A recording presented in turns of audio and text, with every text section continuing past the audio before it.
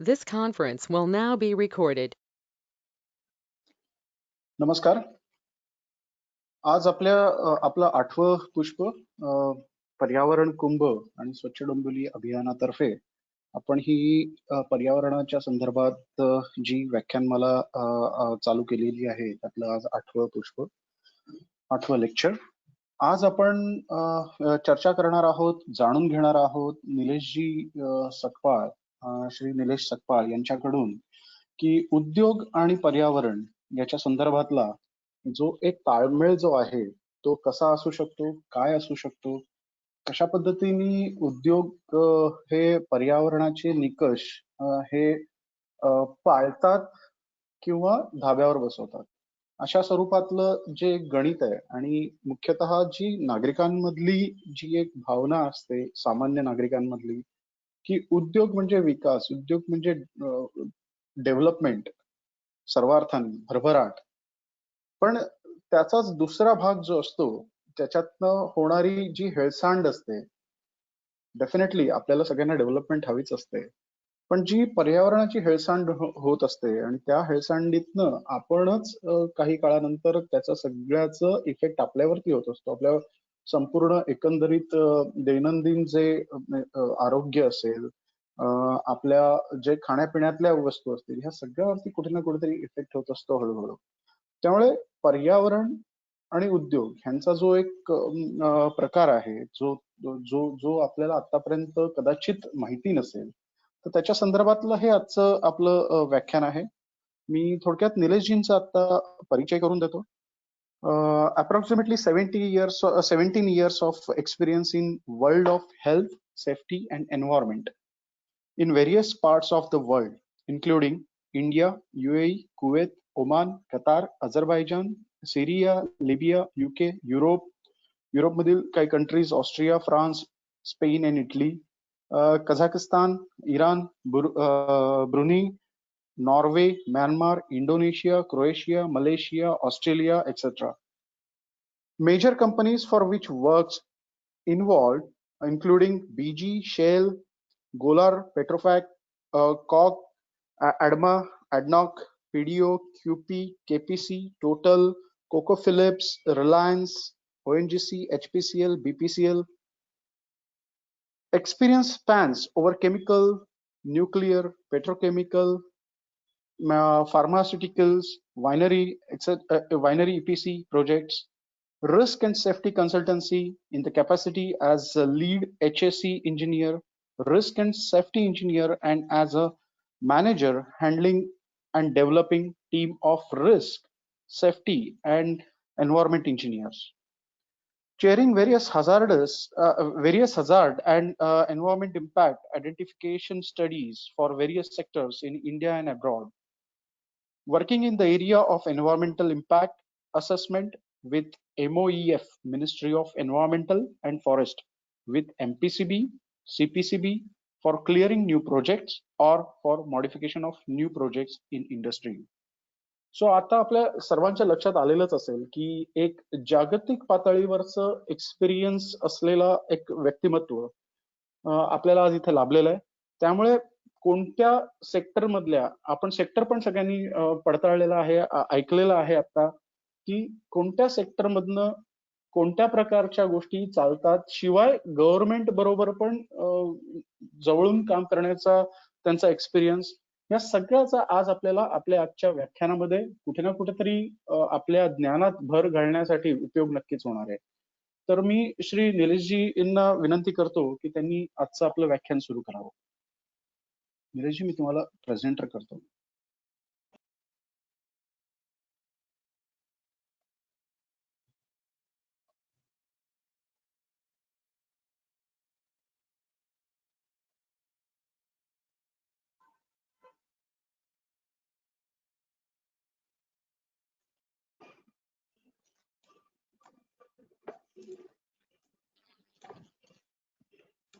नमस्कार.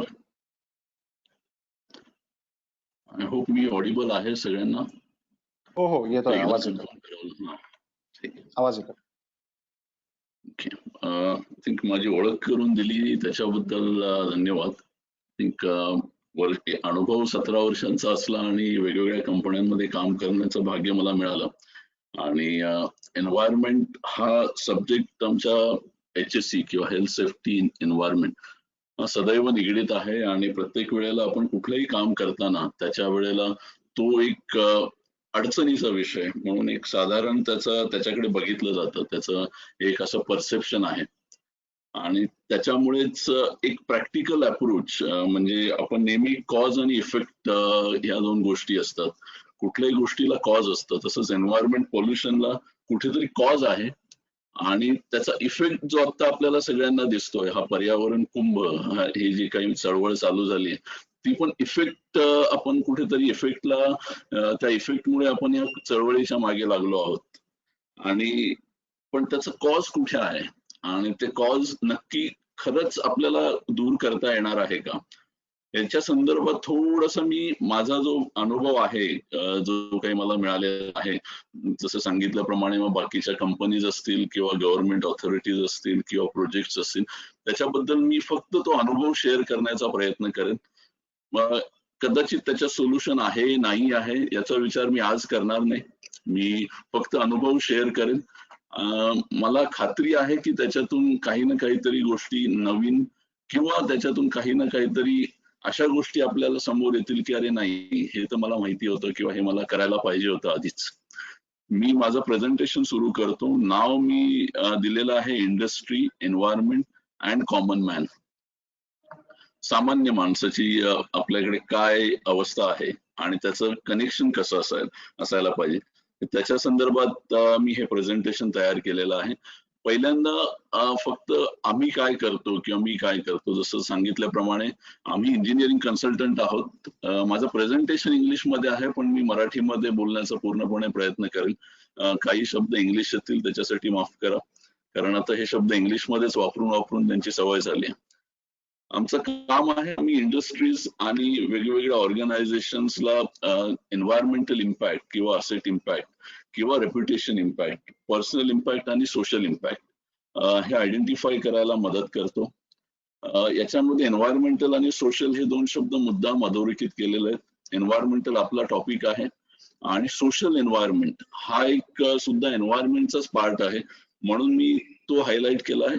आणि त्याच्याच संदर्भात पुढे आम्ही इंडस्ट्रीज ज्या आता सध्या चालू आहेत किंवा ज्या आता गेल्या 20 वर्षापासून चालू आहेत, 30 वर्षापासून चालू आहेत, त्यांचं इन्स्पेक्शन करणं असेल, त्यांचं ऑडिट करणं असेल, त्यांना ऍडवाइस करणं असेल किंवा त्यांना नवीन टेक्नॉलॉजी अडॉप्ट करायची असतील, तर त्याच्यासाठी कुठल्याही प्रॉब्लेमची सेव्हिरिटी म्हणजे आपण त्याला घनता म्हणतो की त्या प्रॉब्लेमची किती घनता आहे आणि प्लस त्याची लाईकलीहुड काय आहे, एखादा प्रॉब्लेम परत परत किती वेळा रिपीट होऊ शकतो, तर त्याच्या बेसिसवर आम्ही त्यांना गायडन्स करतो. वेगवेगळ्या अथॉरिटीज बरोबर आम्ही काम करतो, हे मगाशी ओघाओघा सांगितलेलं आहेच. आणि तिसरी आणि शेवटची गोष्ट म्हणजे आमचं दुसरं काम म्हणजे की एमर्जन्सी प्रिपेअर्डनेससाठी आम्ही वेगवेगळ्या कंपनीज असतील किंवा म्युन्सिपालिटीज असतील किंवा मग हॉटेल्स असतील, इंडस्ट्रीज असतील, त्यांना मदत करतो. आणि त्याच्यासाठी प्रिपेअर्डनेससाठी त्यांना जी काही गव्हर्नमेंटची अप्रुव्हल्स लागतात त्याच्यासाठी सुद्धा मदत करतो. सो हे थोडक्यात हा गोषवारा आहे. इथून पुढे माझा जो अप्रोच असणार आहे, जसं मी सांगितलं आहे की मी आधी आपल्याला खरंच एन्व्हायरमेंट हे कुठे कुठे कुठे त्याचा इम्पॅक्ट आहे आणि ते कुठे कुठे आपण करतो. तर आता व्हेरियस इंडस्ट्री ज्या आहेत आणि त्या कुठे कुठे पसरलेल्या आहेत, तर ऑफशोर इंडस्ट्री आहे, आपण नेहमी ऐकून असतो की जिथे ऑइल अँड गॅस एक्सप्लोरेशन चालू राहतं. आपल्या इंडियामध्ये पण बॉम्बे हायला मुंबई पासून साधारण एक 200 किलोमीटरच्या आसपास जे एक्सप्लोरेशन आहे किंवा आपण खनिज तेल ज्याचं आपण म्हणतो, जे मोठ्या मोठे प्लांट्स आहेत किंवा प्लॅटफॉर्म्स आहेत आणि याच्यामध्ये भरपूर मोठ्या प्रमाणात ऑइल आणि पाईपलाईन ज्या आहेत, सबमर्सिबल पाईपलाईन म्हणतो किंवा आपण सबसी पाईपलाईन म्हणतो, त्याच्याद्वारे जे क्रूड आहे किंवा जे ऑइल आहे ते सबसी मार्गाने म्हणजे समुद्राच्या खालून ती पाईपलाईन टाकून आपल्या ज्या माहूलमध्ये ज्या रिफायनरीज आहेत, मग ते HPCL असेल, BPCL आहेत, तिथपर्यंत ते तेल आणलं जातं, तिथे त्याच्यावर प्रोसेसिंग केलं जातं. या सगळ्याचा सांगण्याचा अन्वयार्थ एवढाच आहे की याच्यामध्ये सगळीकडे कुठे ना कुठे एन्व्हायरमेंट इन्व्हॉल्ड आहे. म्हणजे समुद्रामध्ये जर मी एखादी गोष्ट प्लांट करत असेल किंवा समुद्राच्या जर पोटामध्ये जाऊन जर मला एखादा पाईप ड्रिल करायचा असेल आणि त्याच्यातनं ऑइल काढायचं असेल तर त्याच्यावरून नक्कीच एन्व्हायरमेंटला इम्पॅक्ट होणार आहे. आणि ही इंडस्ट्री आपल्या इथे आहे, बॉम्बे आहे, केजी बेसिनचं तुम्ही ऐकलं असेल, कावेरी गोदावरी बेसिन, तसंच विशाखापट्टणम आणि बाकी तिकडेही मोठ्या प्रमाणात आहे ऑफशोरला. सो ही इंडस्ट्री पण प्रॉमिनंट आहे आणि इथून आपल्या इकॉनॉमीचा बेस ठरतो. इथे जे प्रोडक्शन होतं त्याच्या बेसिसवर आपल्या इकॉनॉमीमध्ये बऱ्याचशा गोष्टींमध्ये हालचाल होते. याच्या सबसी पाईपलाईन कुठे कुठे पसरलेल्या आहेत, तर काही पाईपलाईन आपण म्हणतो तशा मुंबईपर्यंत, मुंबईच्या किनाऱ्यापर्यंत आल्या, तर तशाच काही गुजरातमध्ये गेलेल्या आहेत. गुजरातला जसं जामनगरची रिफायनरी असेल किंवा बाकीची IOCL रिफायनरी आहे, तशाच तिथून ज्या पाईपलाईन आहेत त्या पाईपलाईनचं जे जाळं आहे ते फक्त गुजरात आणि समुद्रमार्गी मुंबई नाही तर अख्ख्या भारतभरात पसरलेलं आहे. त्याच्यासाठी दुसरी स्लाइड बघूयात की आता जे काही आपण LNG आता आपण ऐकलं असेल, CNG आणि LNG जे नवीन गोष्टी आहेत, लिक्विफाईड नॅचरल गॅस आणि कॉम्प्रेस नॅचरल गॅस, मोठ्या प्रमाणामध्ये याची जी देवाणघेवाण असेल किंवा त्याची जी ट्रान्सपोर्टेशन आहे ते समुद्रमार्गे होतं. मोठमोठ्या जहाजांमध्ये ह्या जहाजांचं किंवा ह्या शिपचं वेसलची जी लेंथ असते कमीत कमी 100-150 मीटर लांब आणि 20 ते 30 मीटर किंवा 40 ते 50 मीटर आडवं, अशा पद्धतीने त्याच्यावर ते स्टोअर केलं जातं आणि त्याच्या पद्धतीने अख्ख्या जगभरात याच्यामधून क्रूड असेल, LNG असेल, CNG असेल किंवा कुठलेही हायड्रोकार्बन केमिकल्स असतील, इव्हन बाकीचे केमिकल्स पण जे आहेत ते याच्यातनं ट्रान्सपोर्ट केले जातात. अगेन हे समुद्रातून केलं जातं, याच्यामुळे अपघात होऊ शकतात किंवा झालेले आहेत, त्याच्यावर मी नंतर येईल. बट याच्यामध्ये एन्व्हायरमेंट इन्व्हॉल्ड आहे. त्याच्यानंतर पेट्रोकेमिकल असेल किंवा रिफायनरीज असतील किंवा CNG प्लांट्स असतील, हा गॅस जो तयार होतो तो आल्यानंतर रिफायनरीज मध्ये याच्यावर प्रोसेसिंग केलं जातं. याच्यामधून वेगवेगळे मग आपलं LPG असेल, रॉकेल असेल, पेट्रोल असेल, डिझेल असेल, ल्यूब ऑइल असेल, आपण जे किंवा पॉलिमर असेल प्लास्टिकसाठी आपण जे वापरतो, याच्यातले वेगवेगळे डेरिव्हेटिव्ह याच्यातून वेगळे केले जातात. परत त्याच्यावर प्रोसेसिंग केलं जातं, आयदर त्याला तापवलं जातं, थंड केलं जातं, वेगवेगळ्या प्रोसेस मधून, डिस्टिलेशन्स मधून पास होऊन पुढे त्याच्यातनं हे सगळे वेगवेगळे गॅसेस वेगळे केले जातात. हे वेगवेगळ्या प्लांट्सचे जे आपल्याला जर आपण बघितलं असेल तर चेंबूरला आपण जर माहुल रिफायनरीला गेला असेल तर BPCL, HPCL चे प्लांट्स आहेत किंवा पाताळगंगाला आपल्याला दिसत असतील किंवा डोंबिवली MIDC मध्ये पण काही प्रमाणात, छोट्या प्रमाणात काही प्रोसेसिंगचे प्लांट्स आहेत. त्याच्यानंतर रिफायनरीज नंतर आपण येऊयात केमिकल, फार्मा आणि फूड इंडस्ट्री. आता परत ह्या आपल्या आयुष्याशी निगडीत असलेल्या इंडस्ट्रीज आहेत, कारण आपल्याला प्रत्येक गोष्टीमध्ये केमिकल हे आपण वापरतोच. फार्मास्युटिकल जगात जेव्हा 2002 मध्ये फार्मास्युटिकल इंडस्ट्री बिंग हजार्डस असल्यामुळे जगामधनं त्यांना बाहेर करण्यात आलं हळूहळू आणि त्याच्यानंतर इंडियामध्ये कायदे रिलॅक्सेशन करून त्यांना इथे बसवण्यासाठी मदत करण्यात आली. त्याच्यानंतर फार्मा इंडस्ट्रीची खूप मोठ्या प्रमाणात ग्रोथ इंडियामध्ये झाली आहे. तुम्ही रॅनबॅक्सचे ऐकलं असेल किंवा स्मिथ क्लाइन असेल किंवा सिप्ला असेल, बऱ्याचशा कंपनीज आहेत आणि त्यांची भरभराट ही इंडियामध्ये किंवा भारतामध्ये झालेली आहे. नुकतंच लॉकडाऊन जेव्हा झालं त्याच्यानंतर चायनामधून इंडस्ट्री काढता पाय घेत आहेत, त्याच्यानंतर त्या इंडस्ट्रीजला भारतात आणण्यासाठी कितीतरी कायद्यांमध्ये रिलॅक्सेशन करण्यात आलेलं आहे आणि त्याच्यामुळे भारतामध्ये उद्योगांची भरभराट व्हावी, हाच त्याच्या मागचा उद्देश आहे. त्याच्यातनं एम्प्लॉयमेंट जनरेशन व्हावं हा उद्देश आहे. बट ह्या सगळ्यामध्ये आपण परत एन्व्हायरमेंट मध्येच हे कारखाने येणार आहेत, इथे आपल्या आजूबाजूलाच ते कारखाने असणार आहेत. सो मी फक्त तुम्हाला त्याची एक रूपरेषा देतोय. फूड इंडस्ट्रीमध्ये आता आपण प्रत्येक दुधापासून ते आपल्या जेवणापर्यंत सगळीकडे आपल्याला प्रीमिक्स लागतं किंवा आपण त्याला प्री प्रोसेस्ड फूड म्हणतो. त्याच्यामुळे ही इंडस्ट्री खूप मोठ्या प्रमाणात आता मोठ्या प्रमाणात विस्तारात चालली आहे आणि त्या इंडस्ट्रीसाठी पण लागणाऱ्या ज्या गोष्टी आहेत त्या एन्व्हायरमेंट मधूनच घेतल्या जातात. त्याच्यामुळे ही एन्व्हायरमेंट मध्ये काही ना काही दुष्परिणाम होतात, त्याच्यावर मी येईनच. बट या इंडस्ट्रीज पण आपल्या आजूबाजूला आहेत. नंतर जो येतोय ते पॉवर प्लांट, मग ते त्यात न्यूक्लिअर पॉवर प्लांट असतील किंवा मग आपले कोल बेस्ड पॉवर प्लांट असतील, हायड्रो इलेक्ट्रिक पॉवर प्लांट असतील, किंवा डिफेन्सच्या ज्या इंडस्ट्रीज आहेत, ऑर्डिनन्स फॅक्टरीज. जर तुम्हाला माहित असेल तर इंडियामध्ये ज्या ऑर्डिनन्स फॅक्टरी ज्या आहेत त्या इंग्रजांच्या काळापासून विकसित केलेल्या आहेत. आणि सगळ्यात जास्त जे ऍक्सिडेंट सध्या होत आहेत ऑर्डिनन्स फॅक्टरीमध्ये, जर तुम्ही ऐकलं असेल, नागपूरला झालं किंवा मध्य प्रदेशमध्ये आग लागली होती आणि एक्सप्लोजन झालं होतं, ते ऑर्डिनन्स फॅक्टरीमध्येच, डिफेन्स मध्ये. कारण सगळ्यात जास्त एक्सप्लोजिव्ह आपण तिथे वापरतो आणि त्याच्या ज्या प्रोसेसेस आहेत त्या जुन्या आहेत. सो त्या इंडस्ट्रीज पण आपल्याला हव्या आहेत. या सगळ्या सांगण्याचा मुद्दा हाच आहे की हे सगळं आपल्याला लागतं, पॉवर आपल्याला लागते, इलेक्ट्रिसिटी आपल्याला लागते. सोलार आणि रिन्युएबल्स, आपण म्हणतो की विंड, सोलार, रिन्युएबल. विंड किंवा सोलार, जी सूर्यापासून जी एनर्जी मिळते ती रिन्युएबल आहे, पण त्याच्यासाठी लागणारं जे साहित्य आहे, मग सोलार पॅनल्स असतील किंवा विंडसाठी जे विंड टर्बाईन्स लागतं, ते तयार करण्यासाठी लागणारं जे मटेरियल आहे ते कुठेतरी कारखान्यातच तयार होतं, त्याच्यासाठी पण कुठेतरी दुसरी इंडस्ट्री तयार होते. सोलारसाठी लागणारे जे पॅनल आहेत त्याच्यामध्ये जे पॉली वापरलं जातं किंवा पॉलिमर मटेरियल वापरलं जातं ते सगळ्यात जास्त हॅझार्डस आहे.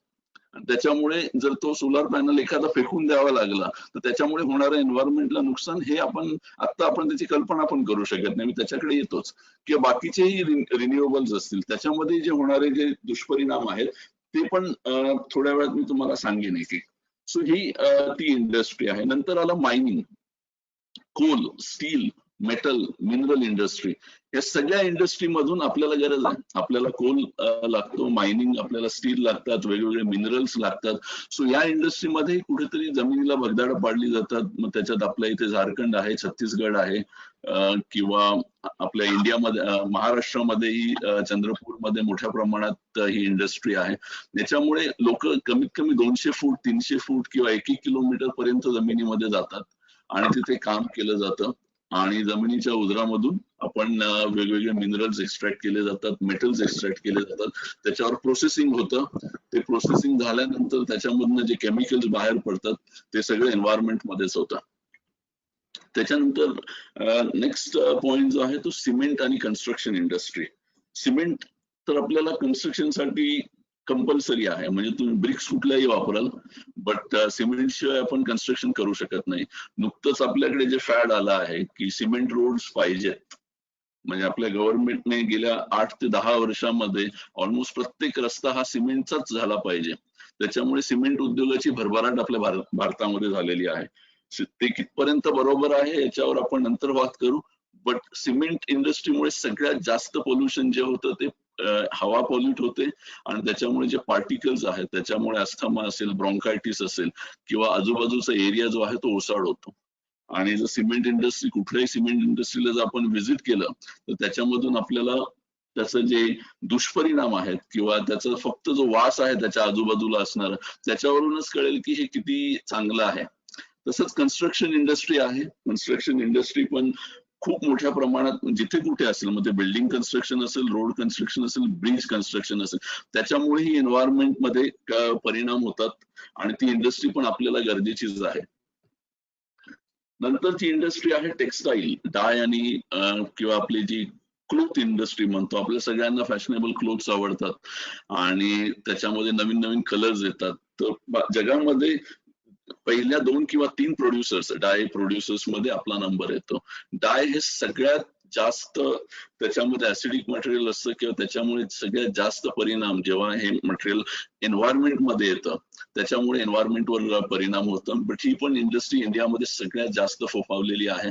बऱ्याच ठिकाणी याचे कारखाने आहेत, मग गुजरात असेल, राजस्थान असेल आणि काही प्रमाणात महाराष्ट्रामध्ये सुद्धा. बट ह्याही इंडस्ट्री आपल्याला लागणाऱ्या आहेत. त्याच्यानंतर आलं टेक्सटाईल, नंतर रेल्वेज, एव्हिएशन, ट्रान्सपोर्टेशन इंडस्ट्री. आपल्याला प्रश्न पडला असेल याच्यामुळे प्रदूषण होत नाही का? सगळ्यात जास्त प्रदूषण याच्यामुळेच होतं. ट्रान्सपोर्टेशन असेल, एव्हिएशन असेल, मग ह्यासाठी विमान बनवण्याची फॅक्टरी आली किंवा रेल्वेची बोगी बनवण्याची फॅक्टरी आली किंवा रेल्वे चालताना जे आपण लोकोमोटिव्ह वापरतो किंवा विमान उडताना जे पोल्युशन होतं, या सगळ्यामुळे पोल्युशन शेवटी होतच. याला आपण पोल्युशन टाळू शकत नाही, पण त्याची दुसरीकडे आपल्यासाठी गरज पण आहे. नंतरचा जी स्लाइड आहे ती म्हणजे रिसायकलिंग इंडस्ट्री आहे किंवा वेस्ट मॅनेजमेंट आहे. किंवा जी वेस्ट मॅनेजमेंट म्हणतो, म्हणजे आपण जी वेस्ट तयार करतो त्या वेस्ट मॅनेजमेंट मधनं पण सुद्धा नंतर पर्यावरणाला घातक असे काही काही केमिकल्स किंवा जे एफ्लुएंट्स आहेत ते तयार होतात. म्हणजे आपण आलेला परिणामावर परत प्रक्रिया करताना सुद्धा त्याच्यातून तयार होणारे जे गॅसेस आहेत ते खूप घातक आहेत. जर मुंबईमध्ये देवनार असेल, देवनारला जर व्हिजिट केली तुम्ही, देवनार हे डम्पिंग ग्राउंड आहे. त्यातलं काही इन्सिडेन्सेस मी पुढे सांगेलच तुम्हाला. त्याच्यानंतर कांजूर मार्ग आहे, कांजूरला जर तुम्ही म्हणजे एक्सप्रेस हायवेने, ईस्टर्न एक्सप्रेस हायवेने जर गेलात तर भांडूपच्या ठाण्याकडून मुंबईला घाटकोपरला जाताना डाव्या हाताला मोठं डम्पिंग ग्राउंड दिसतं आणि तिथे आतमध्ये जर जाऊन व्हिजिट केली तर तुम्हाला कळेल की तिथे काय काय प्रोसेसिंग चालतं आणि किती मोठ्या प्रमाणात तिथे जे एफ्लुएंट्स तयार होतात आणि कशा पद्धतीने त्या गोष्टी चालतात. मी त्या मुद्द्यावर पण येईनच. आणि मग सगळ्यात शेवटचा जो प्रश्न येतो की ज्या बाकीच्या इंडस्ट्रीज आहेत, हॉटेल असेल, टुरिझम असेल, MSMEs असतील किंवा इव्हन फिल्म इंडस्ट्री असेल फॉर दॅट मॅटर, या सगळ्या गोष्टी ज्या आहेत त्या आपल्याला पाहिजे आहेत. आणि मग त्याच्यामध्ये आपण कुठे आहोत हे सगळं आपल्याला गरजेचं आहे. म्हणजे मी ना मेटल शिवाय जगू शकत आहे, ना मी कपड्यांशिवाय जगू शकणार आहे, ना मी हॉटेल शिवाय जगू शकणार आहे, ना मी कचऱ्याशिवाय जगू शकणार आहे. हे सगळं असणार आहे. हे जर सगळं असणार आहे तर मग प्रॉब्लेम काय आहे? या सगळ्यांमध्ये जी कॉमन लिंक आहे, या सगळ्यांमध्ये जे होतं ते यूज आणि एक्सप्लॉयटेशन. मी यूज आणि एक्सप्लॉयटेशन याच्यासाठी म्हणले की काही लोक खरंच त्याचा वापर करतात आणि मोठ्या प्रमाणामध्ये आपल्या आजूबाजूला आपण जे बघतो ते एक्सप्लॉयटेशन ऑफ नॅचरल रिसोर्सेस चालू राहतं. याच्यामुळे जे पॉझिटिव्ह आणि निगेटिव्ह इम्पॅक्ट होतात ते सोशल एन्व्हायरमेंटवर होतात. जर देवनारच उदाहरण घ्यायचं झालं तर देवनारमध्ये जेव्हा एखादा कचऱ्याचा ट्रक मुंबईमधून निघतो तेव्हा तो मुंबईमधून जेव्हा रस्त्यावर असतो तेव्हा त्याचा लिलाव होतो, ऑक्शन होतं. ते आपल्याला बऱ्याच लोकांना माहित नसेल, बट त्याचा एक किस्सा असा आहे की जर ताज हॉटेलमधून एखादा जर ट्रक निघणार असेल कचरा घेऊन, तर ताज हॉटेलमध्ये जे एम्प्लॉईज आहेत तर त्याच्यामध्ये जे चमचे असतात, सिल्वरचे स्पून असतील किंवा मोठे मोठे जे आयटम्स आहेत, इव्हन कॅश आहे किंवा काही गोष्टी ज्या आहेत त्या गुंडाळून कचऱ्यामध्ये टाकल्या जातात.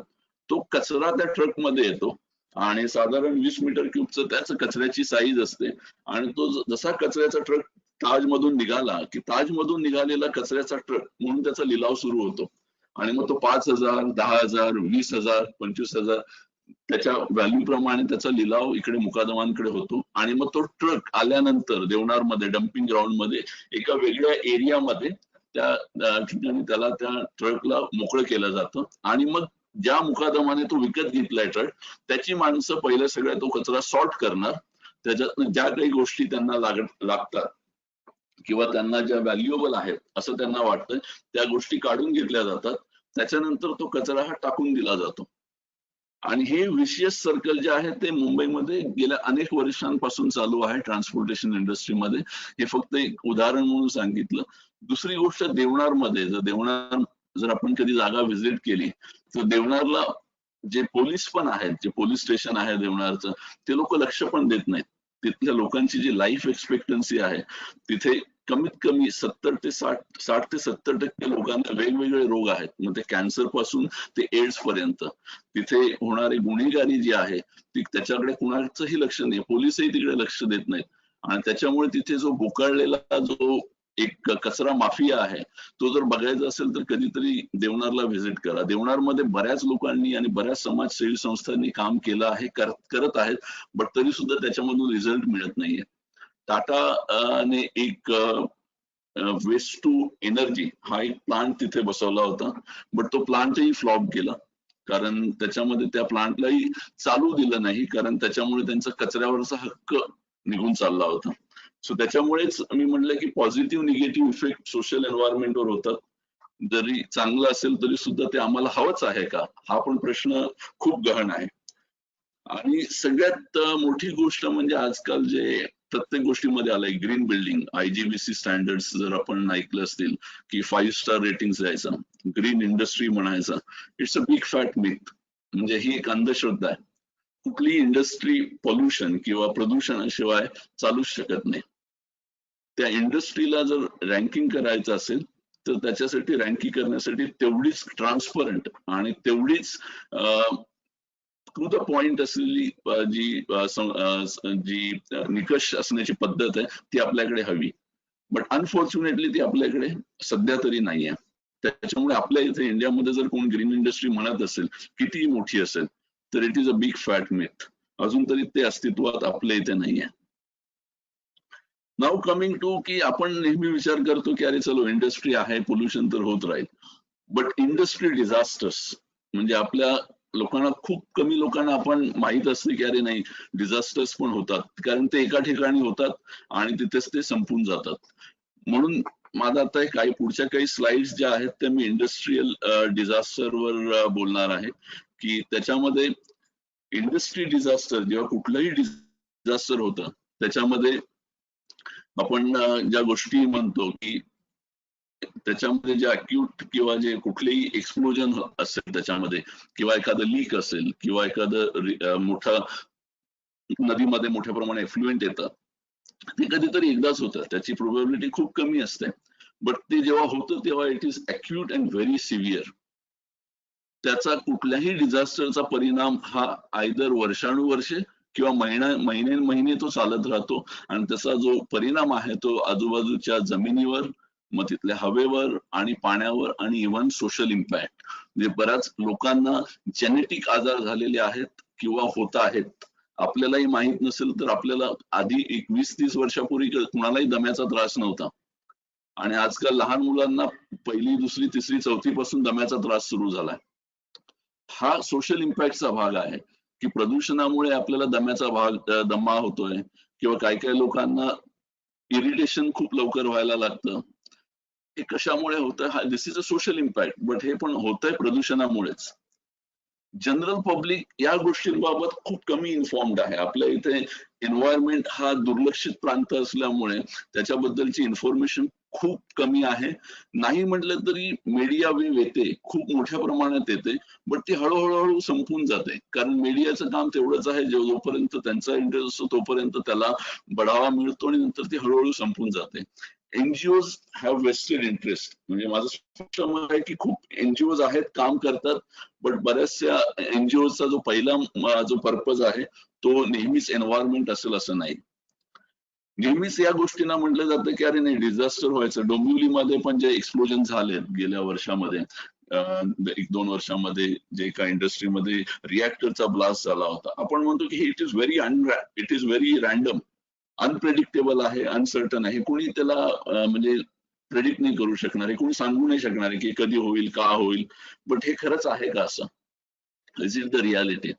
खरं सांगायचं तर हे कुठलंही डिझास्टर जे आहे ते एका दिवशी होत नाही. Even though it is a random phenomena, ह्याला सिस्टमॅटिक ज्या मिस्टेक्स आहेत त्या होतात, आणि त्या कशा होतात हे बघण्यासाठी आपण काही डिझास्टर आहेत, 4 ते 5 जे आपल्या आजूबाजूला घडलेली आहेत. मी मुद्दाम इंटरनॅशनल डिझास्टरकडे जात नाही, जी इंडियामध्येच झालेली आहेत त्याच्यावर मी थोडंसं भाष्य करेन की आपल्याला किती माहित आहे त्याच्याबद्दल.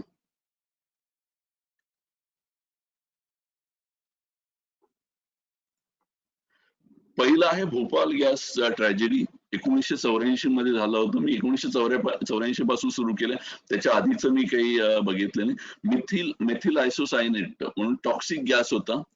अगदी पुअर मेंटेनन्स असलेल्या युनियन कार्बाइड या कंपनीमध्ये त्याला तिथे प्रोसेस केलं जात होतं. अमेरिकेतली कंपनी युनियन कार्बाइड, त्यांचा जो बॉस होता तो पण तिथेच त्यावेळेला तिथे होता, जो MD होता तो, आणि त्याच वेळेला तो ऍक्सिडेंट होतो. 3000 पेक्षा जास्त लोक, हे ऑन पेपर आहे, त्यांची आयुष्य त्या दिवशी संपली. अनरिपेरेबल डॅमेज टू एन्व्हायरमेंट, अजूनही तिथे आजूबाजूला जमिनीमध्ये पीक येत नाही. तिथल्या अजूनही ज्या आजूबाजूच्या जमिनी आहेत किंवा नदी आहेत किंवा नॅचरल रिसोर्सेस आहेत त्याच्यामध्ये अजूनही प्रॉब्लेम आहेत.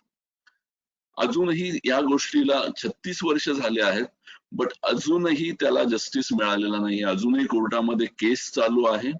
युनियन कार्बाइडचा जो चीफ होता, जो बॉस होता, तो जेव्हा 1984 मध्ये अर्जुन सिंग मुख्यमंत्री होते आणि राजीव गांधी पंतप्रधान होते, या सगळ्यांच्या उपस्थितीमध्ये 4 ते 5 दिवसानंतर तो भारतामधून पळून गेला होता.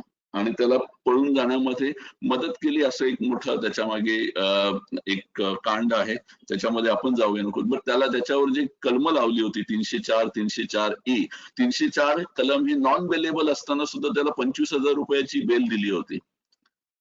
आणि त्याच्यानंतर तो त्याला एअर पॅसेज मोकळा करून त्याच्यानंतर तो निघून गेला होता. त्याने बॉन्ड साईन केला होता की कधी पाहिजे तेव्हा तो कोर्टामध्ये उपस्थित राहील. बट आजपर्यंत तो आलेला नाहीये. भोपाळमध्येही 3,000 लोक गेलेत. फक्त यांनी जी गेलेत ते सुटलेत. बट जे त्याच्यानंतर जे कमीत कमी लाखो लोकांवर आजपर्यंत परिणाम दिसतात. काही काही लोकांचे जे डोळे आहेत त्यांच्या पिढ्यानपिढ्यांमध्ये आंधळे लोक जन्माला येतात. जेनेटिक जे परिणाम झालेले आहेत. आणि हे सगळं फक्त एका डिझास्टरमुळे झालंय. एक मिथिल आयसोसायनाइट म्हणून एक गॅस होता, 30 टन. कुठल्याही देशामध्ये जगामध्ये तो 1 टन किंवा 2 टनापेक्षा जास्त स्टोरेज करत नाहीत. आणि आपल्या इथे कारण आपल्याला प्रोडक्शन हवं म्हणून तो कमीत कमी 30 टन स्टोअर केला होता.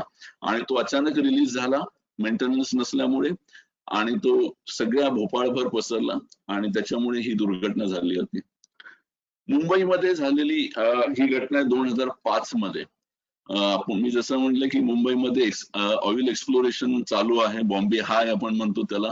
हजारो लोक, लाखो लोक काम करतात तिथे जायचं असेल तर तुम्हाला जुहू एअरपोर्ट वरनं हेलिकॉप्टर चॉपरने जावं लागतं ह्या प्लॅटफॉर्म्सवर. या प्लॅटफॉर्म्सवर पूर्णपणे राहण्याची सोय असते, बाकी सगळं प्रोसेसिंग चालू राहतं.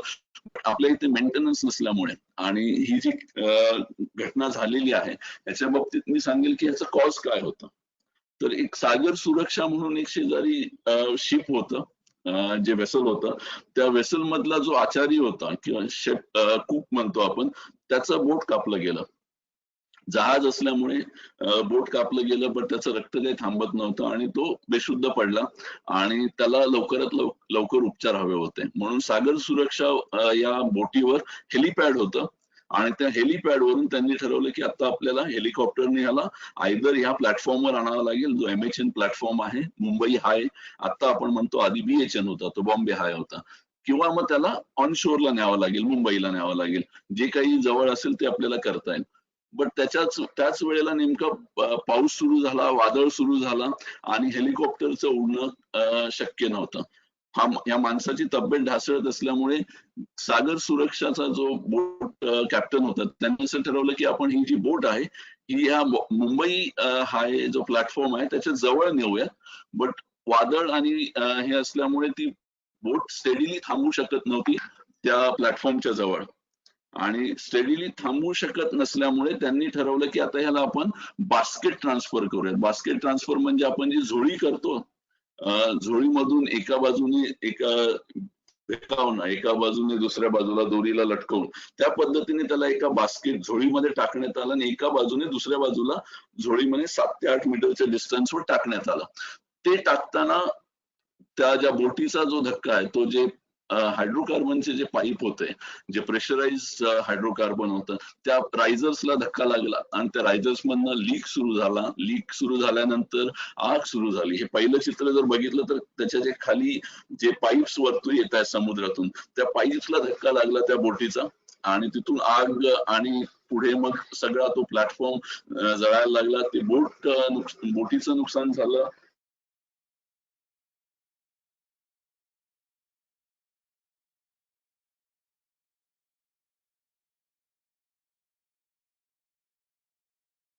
निलेश, आवाज थांबलेला आहे.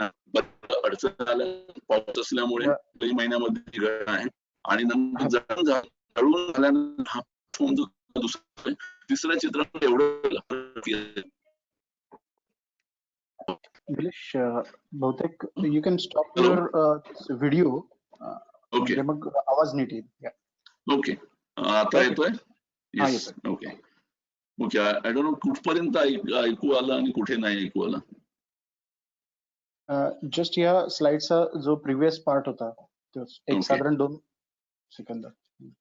ओके. सो हा जो प्लॅटफॉर्म होता मुंबई हायचा, तो जे मधल्या चित्रामध्ये जे दिसतोय तो ओरिजिनली असा होता. नंतर त्याला आग लागली आणि नंतर मग जे काही उरलं ते तुम्हाला तिसऱ्या चित्रामध्ये दिसतंय. जळून सगळं स्टील असेल, मग त्याच्यावरचे सगळं मटेरियल जे काही होतं ते सगळं जळून शेवटी राहिला तो हा सांगाडा राहिला. आणि आजही तो सांगाडा तसाच जपण्यात आला. याच्यानंतर दुसरं प्रोजेक्ट आपण MHN म्हणून बांधण्यात आलं आणि जो आम्ही त्याच्यावर ब्रिज डिझाईन केला तो बरोबर त्याच्यावरून जातो आणि हे असंच्या असं अजूनही दिसत राहतं तिथे. And that is MHN fire मुंबईमध्ये. कमीत कमी 30 ते 35 22 लोक त्याच्यात म्हणजे त्यांचे आयुष्य संपली आणि बरीचशी लोक त्याच्यात नंतर लापत्ता पण म्हणजे हरवली गेली होती समुद्रामध्ये, पण नंतर रेस्क्यू ऑपरेशनमुळे त्यांना बाहेर काढण्यात आला होता. तर जयपूर फायर 2009 मध्ये अगेन मोठा इंडियन ऑइलचा डेपो आहे जयपूरमध्ये, रादर होता 2009 पर्यंत. ह्याचाही जी इन्सिडेंटची जी घटना आहे ती खूप छोट्या गोष्टीमुळे झाली. एक छोटा वाल होता, तो लीक होत होता आणि मेंटेनन्स वाला होता एक इंजिनियर, तो तिथे एक टूल घेऊन गेला. जे टूल तो लोखंडाचा हातोडा घेऊन गेला, वेरएज जे इंडस्ट्रीमध्ये आम्ही हातोडे वापरतो ते इंट्रिन्सिकली सेफ, म्हणजे ज्याच्यामुळे स्पार्क तयार नाही झाले पाहिजेत असं टूल घेऊन जाणं अपेक्षित होतं. बट तो घेऊन जाताना त्यांनी नेमकं चुकीचं टूल घेऊन गेला, ज्याच्यामुळे त्याने त्या वॉलवर जो ब्लाइंड असतो त्या वॉल बंद करण्यासाठी त्याच्यावर ठोकताना स्पार्क तयार झाला आणि आग लागली आणि सगळे टँक तिकडचे जळायला लागले. कमीत कमी 11 दिवस हे टँक जळत होते. आजूबाजूच्या 11 किलोमीटर पर्यंत, 7 ते 8 किलोमीटर पर्यंत ही आग आणि आगीमुळे जे काही धक्के बसले ते सगळ्या लोकांना कळाले.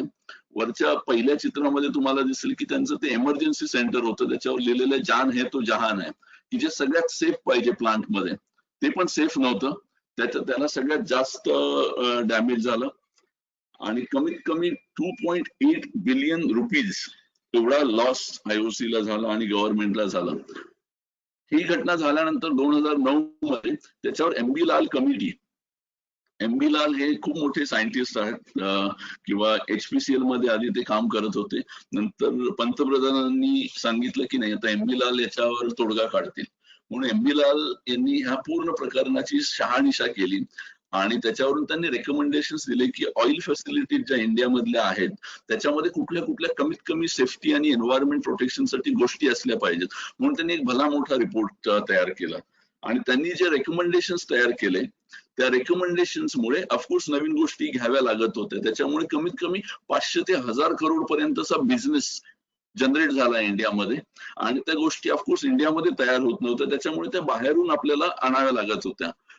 हेच कळल्यानंतर संसदेमध्ये MB लालने बाहेरच्या कंपन्यांकडनं पैसे खाल्ले म्हणून दुसरी कमिटी MB लालने हे रेकमेंडेशन का दिले म्हणून त्याच्यासाठी बसवण्यात आली आणि त्याच्यानंतर मग MB लाल कमिटीचे रेकमेंडेशन हळूहळू ओघाओघाने आजही सगळीकडे मान्य केले जातात आणि आजही प्रत्येक ऑइल फॅसिलिटी मध्ये ते कंपल्सरी आहेत. तुम्ही MB लाल फक्त कमिटीचं MB लाल एवढं नाव जरी दिलं गुगलवर तरी सुद्धा तुम्हाला सगळे इन्फॉर्मेशन त्याची मिळेल. बट त्याच्यानंतर मग बऱ्याचशा गोष्टींमध्ये बदल करण्यात आला आणि बऱ्याचशा गोष्टी बदलल्या गेल्या. नंतर परत मुंबईच्या जवळ झालेली घटना 2010 मध्ये जे कार्गो शिप्स असतात, जे कंटेनर्स असतात ते MSC चित्रा आणि अल खफीजा म्हणून एक जहाज होतं. हे दोन जहाज एकमेकांना धडकले. म्हणजे आपल्याला खूप म्हणजे आश्चर्य करणारी घटना आहे की समुद्रामध्ये, एवढ्या मोठ्या समुद्रामध्ये दोन जहाज, ती पण एवढी मोठी, एकमेकांना धडकतात कशी, पण ती धडकली. MSC Chitra was major damage आणि जी खलिजिया म्हणून जी जहाज होतं त्याचा फक्त पुढचा जो बो एरिया असतो तो बो एरिया डॅमेज झाला आणि त्याला बाजूला काढण्यात आलं. बट MSC चित्रावरती 1219 कंटेनर होते. म्हणजे आपल्याला जे रस्त्यावर ट्रक दिसतात तो एक कंटेनर असतो, असे 1219 टन होते, कंटेनर होते. कमीत कमी 2500 टन त्याच्यामध्ये फ्युएल होते आणि त्याच्यामध्ये 283 टन डिझेल होतं जहाजासाठी लागणार. आणि ह्या सगळ्या गोष्टी समुद्रामध्ये ओतल्या गेल्या आणि सगळ्या समुद्र त्याच्यामुळे पॉल्यूट झाला होता. आणि त्याच्यानंतर कितीतरी दिवस याच्यावर काम चालू होतं की समुद्र साफ करण्यासाठी, ज्याला ऑइल स्पिल म्हणतो आपण, ऑइल स्पिल मॅनेजमेंट करण्यासाठी. आणखीन एक घटना आहे जी दिल्लीमध्ये घडली होती, मायापुरीमध्ये स्क्रॅप यार्ड आहे. आता आपल्या सगळ्यांना माहिती आहे कचरा जो आहे किंवा मेटल जे आहे ते सगळं स्क्रॅप यार्ड मध्ये टाकलं जातं. तर दिल्ली युनिव्हर्सिटीमध्ये एक रिॲक्टर होता जो 1968 ला इन्स्टॉल केला होता आणि 1985 पासून बंद होता. बट त्याच्यामध्ये कोबाल्ट 30 किंवा गॅमा सोर्स एक असलेला एक मटेरियल होतं आणि ते त्याच्यात होतं. बट नंतर ओघाओघाने सगळे विसरून गेले आणि त्यांनी जो मेटलचा जो रिॲक्टर छोटासा होता, जो एक भांड म्हणून होता, ते स्क्रॅप यार्ड मध्ये ऑक्शन मध्ये विकून टाकलं. ज्या स्क्रॅप यार्ड मध्ये त्यांनी विकत घेतलं त्यांनी त्याचे छोटे छोटे 11 तुकडे केले, कारण ते ते तुकडे विकण्यासाठी. एक अजय जैन म्हणून माणूस होता, त्याला सरप्राइझिंगली खूप आश्चर्य वाटलं की तो छोटा तुकडा त्याला आवडला, म्हणून त्याने तो स्वतःच्या पॉकेटमध्ये ठेवला. आणि it was live radio source होता तो, ज्याच्यामुळे गॅमा रेज बाहेर पडत होते. त्यांनी त्याच्या पॉकेटमध्ये ठेवला आणि तो तसंच मार्केटमध्ये फिरायला गेला. आणि बाकीच्या आजूबाजूच्या दुकानदारांनी पण एक एक तुकडा तो घेऊन ठेवला. अजय जैनचा मृत्यू झाला आणि त्याच्यानंतर ह्या प्रकरणाला वाचा फुटली की याचा मृत्यू रेडिएशन्समुळे कसा काय झाला. आणि जेव्हा मग बॅकट्रॅक करण्यात आलं तेव्हा लोक येऊन थबकली ते ह्या मायापुरीच्या स्क्रॅप यार्ड मध्ये. असे भरपूर आजूबाजूला आपल्या स्क्रॅप यार्ड असतात. आणि त्याच्यानंतर मग जे न्यूक्लिअर पॉवर जनरेशन आहे किंवा जे नरोरा ॲटॉमिक पॉवर स्टेशन आहे, त्यांनी मग रूल्स तयार केले. आणि मग त्याच्यानंतर जे AERB आहे त्यांनी पण नवीन रूल करण्यात आले की कुठलंही मटेरियल जे न्यूक्लिअर पॉवर प्लांट मधलं असेल किंवा न्यूक्लिअर फॅसिलिटी असेल, मग BRC असेल, त्यातलं स्क्रॅप मध्ये देता येणार नाही. त्याच्यासाठी एक SOP तयार करण्यात आली. 2017 मध्ये झालेली घटना, NTPC पॉवर प्लांट 6 महिने ते 8 महिने झाले होते हा प्लांट इन्स्टॉल करून. नवीन प्लांट होता, हजारो करोड रुपये त्याच्यात इन्व्हेस्ट करण्यात आले होते. आणि त्याच्यामध्ये बॉयलर होता, बॉयलर मध्ये ऍश जमा होते, कारण कोल बेस्ड असल्यामुळे मोठ्या प्रमाणात ऍश तयार झाली होती आणि ती ऍश वेळोवेळेला क्लीन करण्यात येते. बट तिथल्या सुपरवायझरला प्रोडक्शनचं टेन्शन असल्यामुळे त्यांनी 6 ते 8 महिने ती साफच केली नव्हती. मग अचानक जेव्हा त्याची एफिशियन्सी डाऊन झाली त्यांनी ठरवलं की आता साफ करायचे. आणि त्यांनी जेव्हा ती साफ करायला घेतली आणि आतमध्ये गेले तर त्याच्यामध्ये एक्सप्लोजिव्ह मिक्सचर ऑलरेडी तयार झालेलं होतं. आणि ते ऍश तयार करताना जवळजवळ लेबरचे लोक होते, कारण जनरली जे कॉन्ट्रॅक्ट लेबर असं असे कमीत कमी 100 ते 150 लोक आतमध्ये उतरले होते ते ऍश क्लीन करण्यासाठी. त्यातल्या 43 लोकांना जागेवरच मृत्यू आला. आणि त्याच्यानंतर हा प्लांट कमीत कमी पुढचे 1-2 वर्ष त्याला कमिशनिंगसाठी परत लागले. बट 43 लोकांनी त्याचा जीव गमावला आणि कमीत कमी इतक्या मोठ्या प्रमाणात त्याच्यामुळे पोल्युशन झालं होतं की जे करण्यासाठी परत आता त्याच्यावर एक कमिटी बसलेली आहे, त्यांचा रिपोर्ट अजून एक्सपेक्टेड आहे. नंतर हे आताच रिसेंट एक LG पॉलिमर आहे, जे आपण ऐकलं पण असेल वैजागला, स्टायरिन गॅस, कोरियन कंपनी आहे. त्यांनी जवळजवळ परत 2000 टन स्टायरिन स्टोअर केला होता. परत एकदा की एवढा स्टायरिन का स्टोअर केला होता याचं उत्तर कुणाकडे नाहीये. त्यांच्याकडे एन्व्हायरमेंटचे क्लिअरन्सही नव्हते. आणि हे त्यांनी लेखी वैजागच्या MP जे स्टेट पोल्युशन कंट्रोल बोर्ड आहे APCB त्यांना देऊन पण झाले होते. म्हणजे ते ऑलरेडी व्हायोलेट करत होते, ऑलरेडी गव्हर्नमेंटला हे माहित होतं आणि तरी सुद्धा त्यांनी 2000 टन स्टोअर करून ठेवला होता. जो स्टायरिन आहे मोनोमर, तो नॉर्मल ऍटमॉस्फिअरला स्टेबल नसतो, त्याच्यामुळे त्याला कमीत कमी 20 ते 25 डिग्रीला कंटिन्युअसली त्याला कूल ठेवावं लागतं, त्याच्यामुळे तो लिक्विड फॉर्म मध्ये राहतो. नेमकं त्यांचा जो रेफ्रिजरंट होता तो बंद झाला आणि हा जो आहे स्टायरिन तो व्हेंट मधनं बाहेर यायला सुरुवात झाली आणि तो कमीत कमी आजूबाजूच्या कमीत कमी 7 ते 8 किलोमीटर रेडियस मध्ये पसरला. आणि हे रेकॉर्डेड आहे आणि याच्यामध्ये आणखीन बरेचसे त्याच्यामध्ये मुद्दे आहेत. बट अशा पद्धतीने ह्या ज्या गोष्टी आहेत ह्या घडल्या, त्याच्यात कमीत कमी 12 लोक त्याच दिवशी दगावली गेली आणि कमीत कमी हजारो लोक त्याच्यामुळे अफेक्टेड झाले.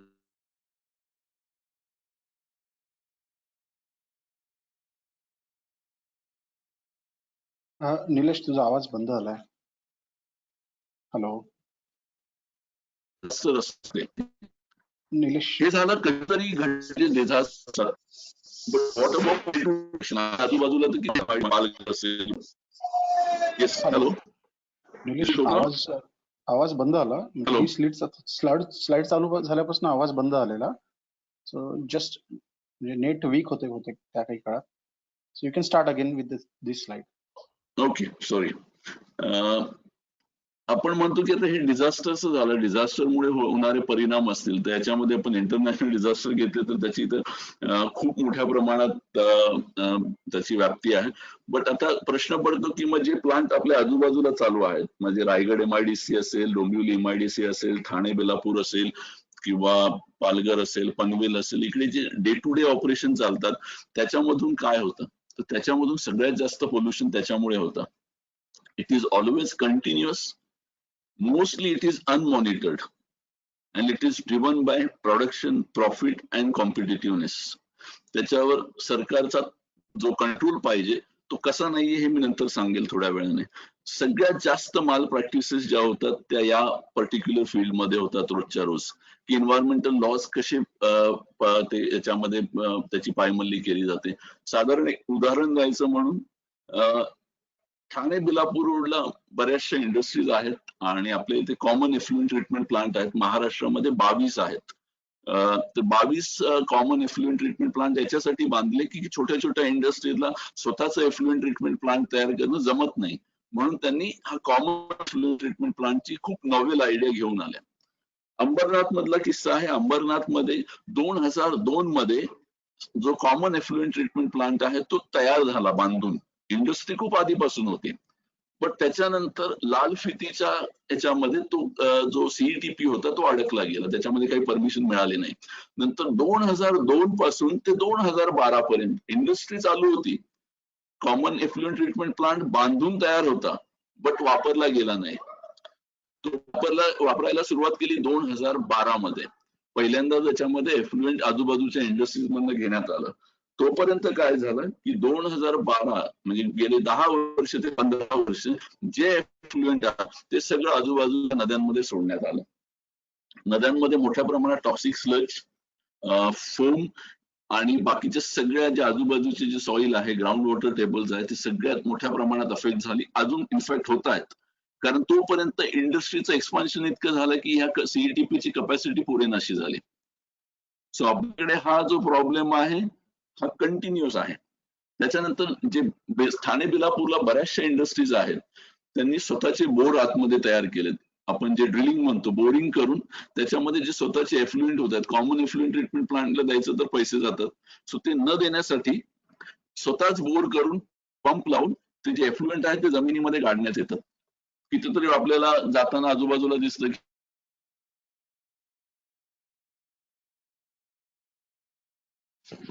निलेश, आवाज गेलाय. हॅलो निलेश.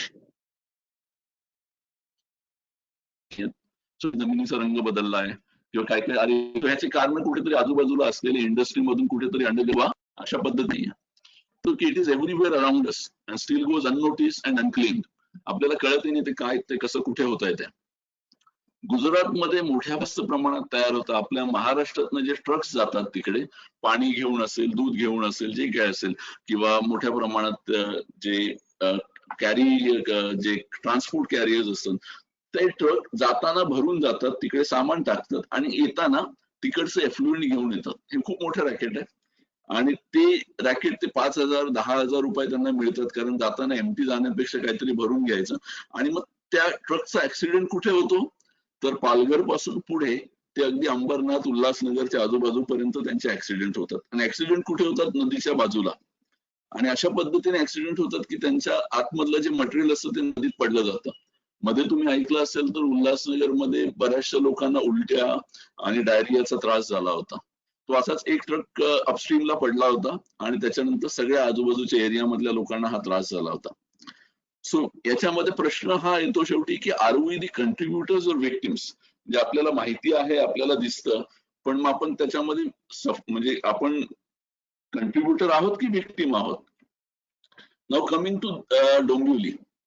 डोंबिवलीमध्ये 2014 मध्ये तुम्ही हिरवा पाऊस बघितला, 2020 मध्ये गुलाबी पाऊस बघितला. जो डोंबिवलीचा एमआयडीसी एरिया आधी शहरापासून लांब होता आणि आता शहर ते एमआयडीसीच्या आजूबाजूला झालाय. डोंबिवली मधल्या सीईटीपी जो आहे त्याची कॅपॅसिटी अजिबात सफिशियंट नाहीये. आपण जर एमपीसीबीच्या साईटवर गेलो तर आपल्याला दिसतं की त्याच्यात त्यांनी त्याला it is one of the good functional CETP, but जो तो खराब असता तर मग डोंबिवलीमध्ये हे सगळे परिणाम दिसले असते का? एमएसएमईज कडे स्वतःचे ईटीपीज नाहीयेत, कुठलंही कंट्रोल इन्स्पेक्शन त्याच्यावर नाहीये, कुठलंही इंडिव्हिज्युअल प्रोडक्शन कोण किती करते. मी परवानगी घेतली 10 मेट्रिक टन साठी, बट मी आता 20 मेट्रिक टन करतोय. याच्यावर कुणाचाही कंट्रोल नाहीये. बरेचसे कायदे आहेत पण त्याचा कुठेही उपयोग केला जात नाही.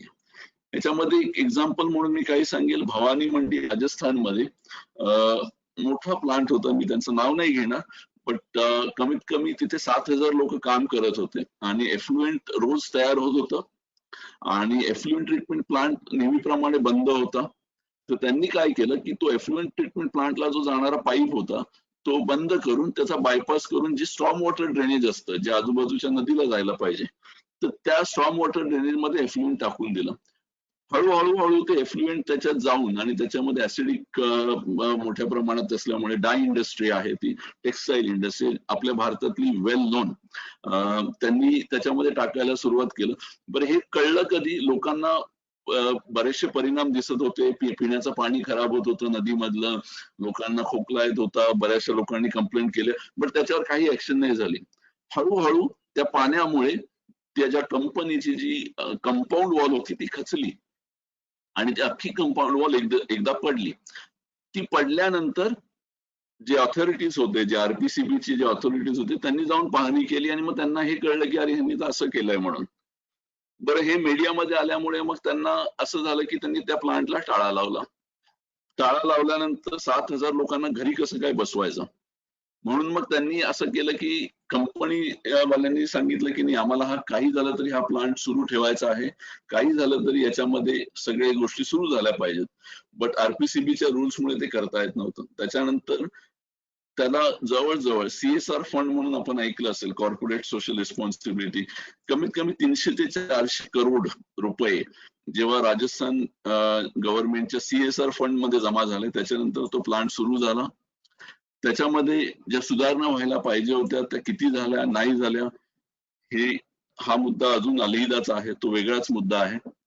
तसंच आपल्याला बऱ्याच वेळेला मुंबईमध्ये जर याच्यामध्ये बघितलं आपण चेंबूरमध्ये तर चेंबूरमध्ये बऱ्याच वेळेला आपल्याला गोष्टी दिसतात की तिथे ऍक्सिडेंट होत असतात पाईपलाईन लीक होतं. तर ते पाईपलाईन लीक होण्यामध्ये सगळ्यात मोठा जो फॅक्टर आहे त्याच्यामध्ये असा आहे की जे आजूबाजूचे लोकल लोक आहेत ते ह्या पाईपलाईन्सला ड्रिल करतात. ड्रिल करून त्याच्यामधनं जे पेट्रोल आहे किंवा गॅसोलिन आहे किंवा डिझेल आहे ते काढून ते विकलं जातं. त्याचं खूप मोठं रॅकेट आहे आणि ते विकता त्याच्यानंतर मग जेव्हा त्यांच्याकडून कंट्रोल होत नाही तेव्हा ऍक्सिडेंट होतो आणि तेव्हा आपल्याला कळतात.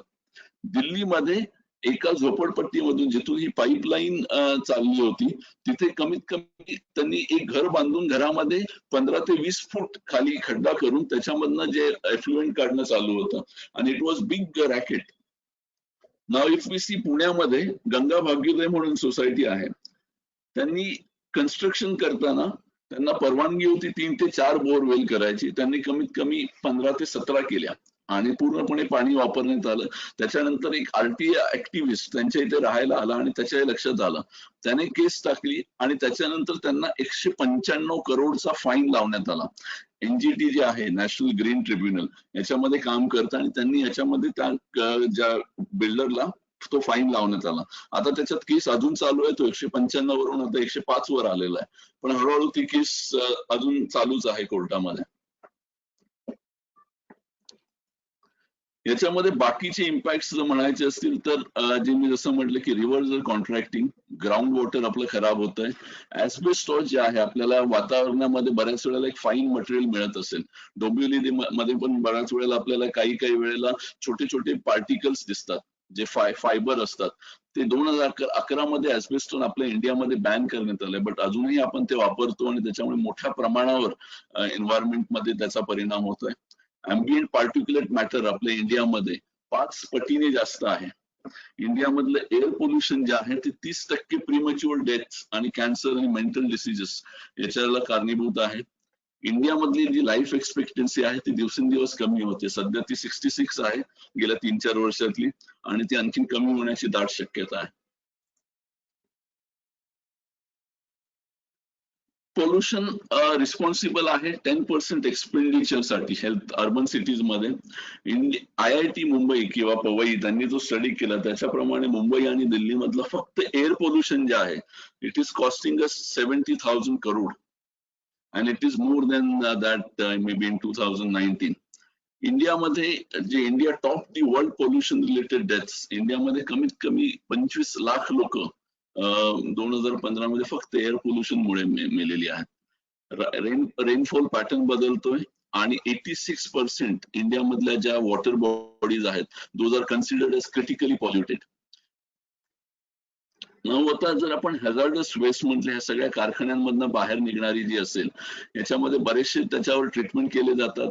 तर ही जी हॅझार्डस वेस्ट आहे ती कमीत कमी जे आहे ती 44,000 इंडस्ट्रीज इंडियामध्ये आहेत आणि 7.5 मिलियन मेट्रिक टन तयार होते. त्याच्यामधली जी 3.5 लाख मेट्रिक टन जे आहे 3.41 मिलियन मेट्रिक टन ती लँडफिलेबल आहे. लँडफिलेबल म्हणजे त्याच्यात लँडफिल केलं जातं. बरेचसे लँडफिलचे आपल्या इथे म्हणजे जमिनीत गाडणं, पण आपल्या इथे अजूनही त्याला सायंटिफिक अप्रोच दिला जात नाही. आणि ती जेव्हा जमिनीत गाडली जाते त्याच्यामुळे लिचिंग होतं किंवा लिचेट फॉर्म होतात आणि ते पावसामुळे किंवा आजूबाजूच्या पाण्यामुळे त्याच्यातनं बऱ्याचशा प्रमाणात जे पर्क्युलेशन होतं त्याच्यामुळे आजूबाजूचा पूर्णपणे परिसर खराब होतं. जर तुम्ही सोनीपतला गेलात दिल्लीमध्ये तर तुम्हाला ह्याचा अनुभव येईल. त्याच्यानंतर जी इन्सिनरेबल आहे ती फक्त 0.69 मिलियन मेट्रिक टन आहे जी जाळली जाते, ज्याला डायरेक्ट का हाय टेम्परेचरला घेऊन ती जाळतात. त्याच्यानंतर रिसायकलेबल हॅझार्डस वेस्ट आहे ती आहे 3.35 मिलियन मेट्रिक टन. बट ती सुद्धा रिसायकलेबल असल्यामुळे ती पुन्हा इंडस्ट्रीमध्ये येते आणि ती परत पुन्हा या सर्कलचा भाग होऊन राहते.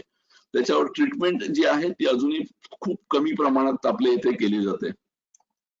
इंडियामध्ये जो rate of increase of hazardous waste आहे तो कमीत कमी 10 ते 15% एव्हरी इयर आहे आणि हा आता सध्या त्याच्यापेक्षा खूप पुढे गेलेला आहे.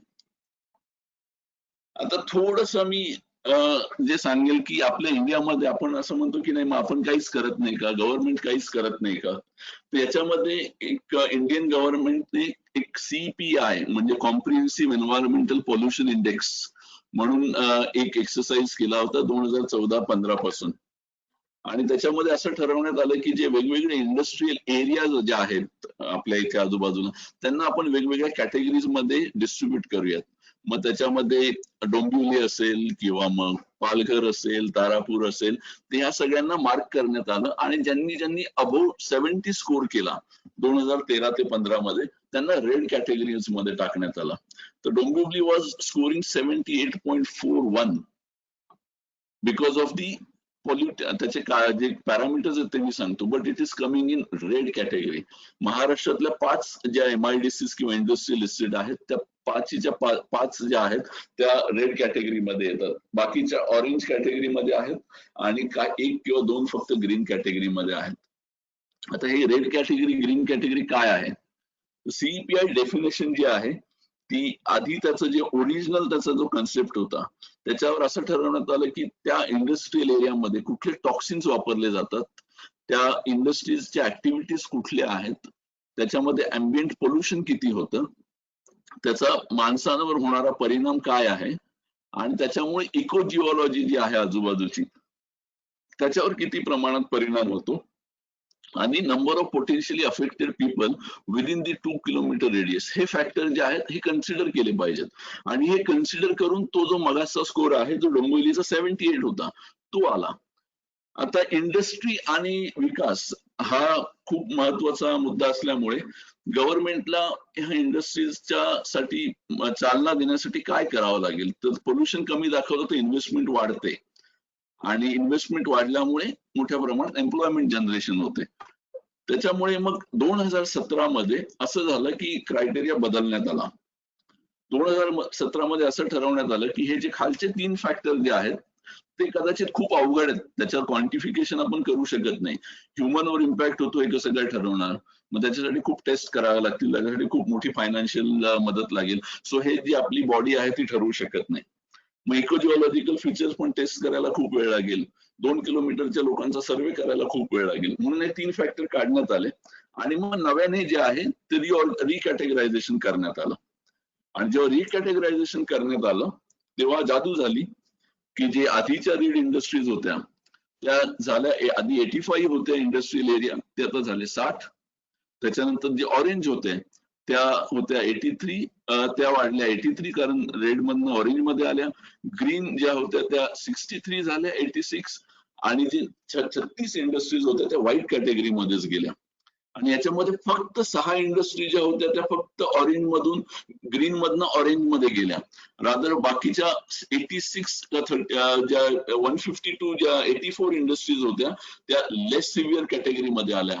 आणि याच्यामध्ये गुजरात मधील ज्या अंकलेश्वर आहे आणि सुरत आहे या लोकांची जी रेड कॅटेगरी होती ती रेड कॅटेगरी जाऊन ते ऑरेंज कॅटेगरी मध्ये आले आणि त्याची तिथे मोठ्या प्रमाणामध्ये इन्व्हेस्टमेंट मॉडेल ओपन झालं.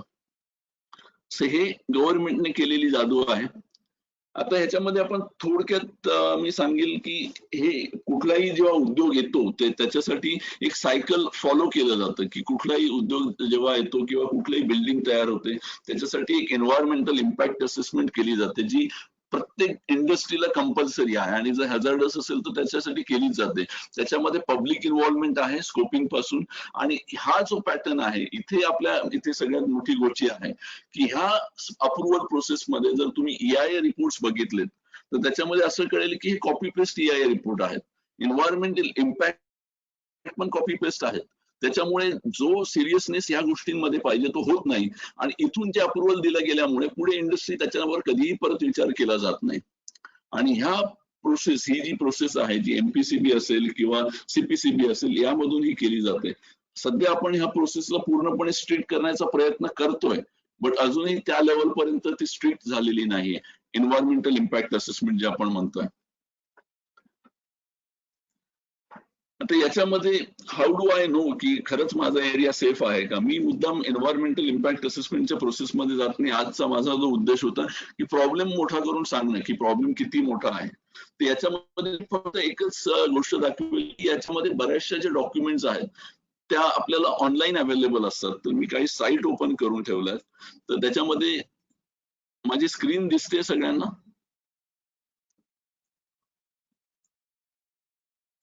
तर MPCB ची साईट जी आहे त्याच्यामध्ये आपण जर गेलो तर आपल्याला सगळे जे प्रोजेक्ट्स आहेत ते सगळे दिसतात.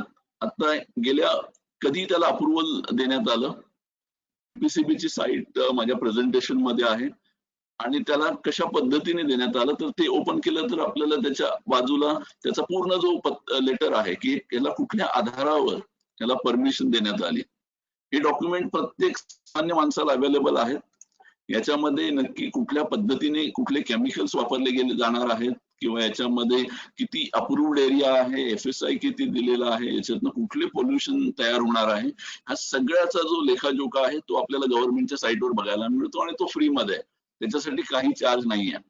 सो ही MPCB ची साईट आहे. ह्याच्यात सगळे जे प्रोजेक्ट आहेत तुमच्या आजूबाजूचे पण जे प्रोजेक्ट्स असतील त्या सगळ्या प्रोजेक्ट्सचा जो लेखाजोखा आहे तो तुम्हाला इथे मिळू शकेल. त्याच्यानंतरची जी साईट आहे ती आहे जी MPCB ची जी आहे अँबिएंट एअर क्वालिटी स्टेशन्स. आता मुंबईमधले जे अँबिएंट एअर क्वालिटी स्टेशन्स बघायचे असेल तर आपण एअर क्वालिटी म्हणून MPCB च्या साईटवर गेलो तर इथे आपल्याला MPCBचं जे एअर क्वालिटी स्टेशन जे आहेत ते बघता येईल. आता आपण जर मुंबई म्हणून बघितलं तर सायन मध्ये असेल तर सायनला एअरची अवस्था काय आहे त्याच्यामध्ये जो SO2 आहे, नॉक्स आहे किंवा जे सस्पेंडेड सॉलिड पार्टिकल्स आहेत ते किती पाहिजेत आणि किती आहेत हे प्रत्येक स्टेशन प्रमाणे आपल्याला कळेल. आता त्याचा पिरियड पण जो आहे तो दर 1 महिन्याने किंवा दर 2 महिन्याने ते कंटिन्युअसली लाईव्ह आपल्याला दाखवत राहतात. तर हे जे आहे ती कालपर्यंतची जी आहे ती गोष्ट आपण लगेच बघू शकतो. याच्यामध्ये ऑनलाईन बघू शकतो. तुमच्या कल्याणमध्ये पण एअर मॉनिटरिंग स्टेशन आहे. जर आपल्याला कल्याण बघायचं असेल तर कल्याणला आपण जाऊ शकतो आणि याच्यामुळे आपल्याला कळेल की आपल्या एरियामध्ये जी हवा आहे ती किती मोठ्या प्रमाणात पॉल्युटेड आहे. इथे त्यांनी कॅटेगरायझेशन दिलेलं आहे आणि याच्यात कळेल की आपण जर कल्याणमध्ये आलो तर कल्याणमध्ये जे पालघर झालं आहे कल्याणमध्ये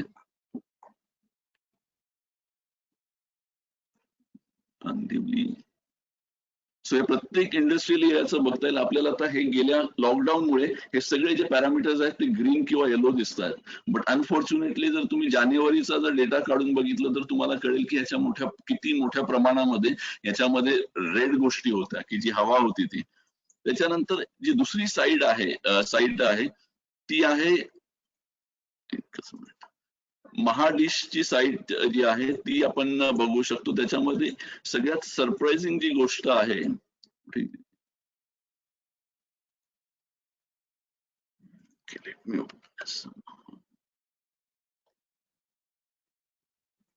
mahadish.in म्हणून जी साईट आहे ती जर आपण ओपन केली आणि त्याच्यामध्ये जर आपण बघितलं की रजिस्टर्ड MEH फॅक्टरीज म्हणून हा प्रकार आहे. तर MEH फॅक्टरी मध्ये जसं मी म्हटलं की काही काही केमिकल जे आहेत ते स्टोअर करायला परवानगी नाही पाहिजे किंवा किती प्रमाणात स्टोअर केली जातात. जर तुम्ही बघितलं तर तुमच्या एरिया मधलं ज्युरिस्डिक्शन मध्ये येणारं त्या युनिटचं नाव आणि त्यांची जी हॅझर्डस केमिकल आहे ते कुठलं आहे आणि त्याची क्वांटिटी किती आहे त्याचं प्रमाण तुम्हाला ह्या साईटवर कळेल. त्याच्यामध्ये मुंबई असेल, कल्याण, ठाणे सगळ्या एरियाचं जे प्रमाण आहे ते इथे आपल्याला दिसेल आणि हे खरंच योग्य आहे किंवा नाही आहे. इथिलीन ऑक्साईड आहे, प्रोपिलिन ऑक्साईड आहे, याचं प्रमाण किती आहे आणि त्याच्या पद्धतीने त्यांनी जो MEH चा जो प्लॅन आहे तो पण आपल्याला इथे बघायला मिळतो. त्याच्यानंतर जर आपण स्टॅटिस्टिक्स या साईटवर जर बघितलं त्यातलं मी शेवटचं स्टॅटिस्टिक्स सांगेल. आपल्या महाराष्ट्रामध्ये कमीत कमी 25 लाख इंडस्ट्रीज वर्कर्स आहेत आणि 40,000 फॅक्टरीज आहेत आणि या सगळ्यावर देखरेख करण्यासाठी आपल्याला जे फॅक्टरी इन्स्पेक्टर म्हणतो किंवा कॉम्पिटंट सेफ्टी ऑथॉरिटीज म्हणतो ते फक्त 199 कॉम्पिटंट पर्सन आहेत. सेफ्टी ऑडिटर आहेत 78 आणि सर्जन आहेत 129. आणि दिस अंडरलाइन्स दी फॅक्ट की आपल्या इथे पोल्युशन का आहे. कारण 200 किंवा 300 लोक एवढ्या इंडस्ट्रीजवर वॉच ठेवू शकत नाहीत आणि एवढे लोक फक्त प्रत्येक इंडस्ट्रीमध्ये जाऊन चेक करू शकत नाही आणि त्याच्यासाठी एक कमिटी बसवण्यात आली होती 2013-14 मध्ये. तिथे त्यांनी रेकमेंड पण केलं होतं की याच्यामध्ये प्रायव्हेट इन्स्टिट्यूट्स जे आहेत त्यांना याच्यामध्ये घेण्यात यावं जेणेकरून प्रायव्हेट इन्स्टिट्यूट मधून प्रायव्हेट इंजिनियर्स जे आहेत ते देखरेख करतील आणि ते प्रत्येक इंडस्ट्रीवर चाप ठेवू शकतील की त्यांना परमिशन कशाच्या अगेन्स्ट दिलेली आहे, त्यांनी कुठले पोल्युटन्स वापरले पाहिजेत, नाही वापरले पाहिजेत, किती ट्रीट केलं पाहिजे, किती नाही ट्रीट केलं पाहिजे. आणि हे एक्झॅक्टली आता होत नसल्यामुळे हा सगळा जो गोंधळ आपल्याला दिसतोय की आपल्या आजूबाजूच्या नद्या असतील, आपल्याला जे वेगवेगळे वास येतात किंवा जेव्हा वेगळे आपल्याला कळतं की ही गोष्ट अशी झाली तशी झाली, हे सगळं ह्या सगळ्या एका छोट्या गोष्टीभोवती आहे की 40,000 इंडस्ट्री 50,000 इंडस्ट्रीला बघण्यासाठी फक्त 200 ते 300 लोक जे ऑडिटर्स आहेत ते आहेत आपल्याकडे आणि ते हे काम नाही करू शकत. Come back to the presentation.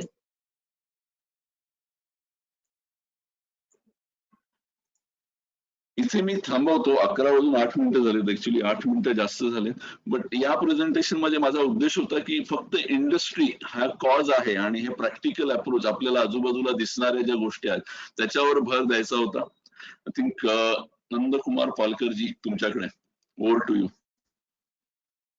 Thank you Nilesh. तुम्ही दिलेल्या माहिती खरोखर म्हणजे आय ओपनर होती आणि ऍक्च्युली ह्या गोष्टीबद्दल लोकांना जनसामान्यांना काही माहितीच नसतं की इंडस्ट्री आहे आणि त्याच्या रिलेटेड कोणती इंडस्ट्री ते नॉर्म्स प्रॉपरली पाळते आणि जर हे नॉर्म्स पाळले गेले तर माझ्या मते हा पोल्युशनचा आणि रिस्कचा भार थोडा कमी होईल पर्यावरणावरती आणि ओघाने लोकांच्या एकंदरीत तब्येतीवरती किंवा आरोग्यावरती आणि आजूबाजूच्या पर्यावरणातील अनेक घटकांवरती.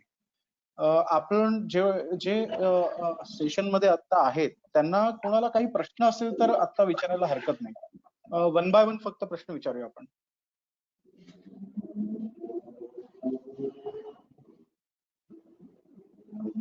नमस्कार, मी श्रेयस बोलतोय. मला विचारायचं होतं की तुम्ही जसं अब्रॉड इंडस्ट्रीज आणि कन्सल्टंट्स बरोबर काम केलंय तर त्यांच्याकडे शेल मध्ये म्हणा किंवा पेट्रोफॅक्ट ज्या याच सगळे लायसन्सर आणि कन्सल्टंट इंडियामध्ये रिफायनरीज आणि या सेक्टर मध्ये काम करत असतात.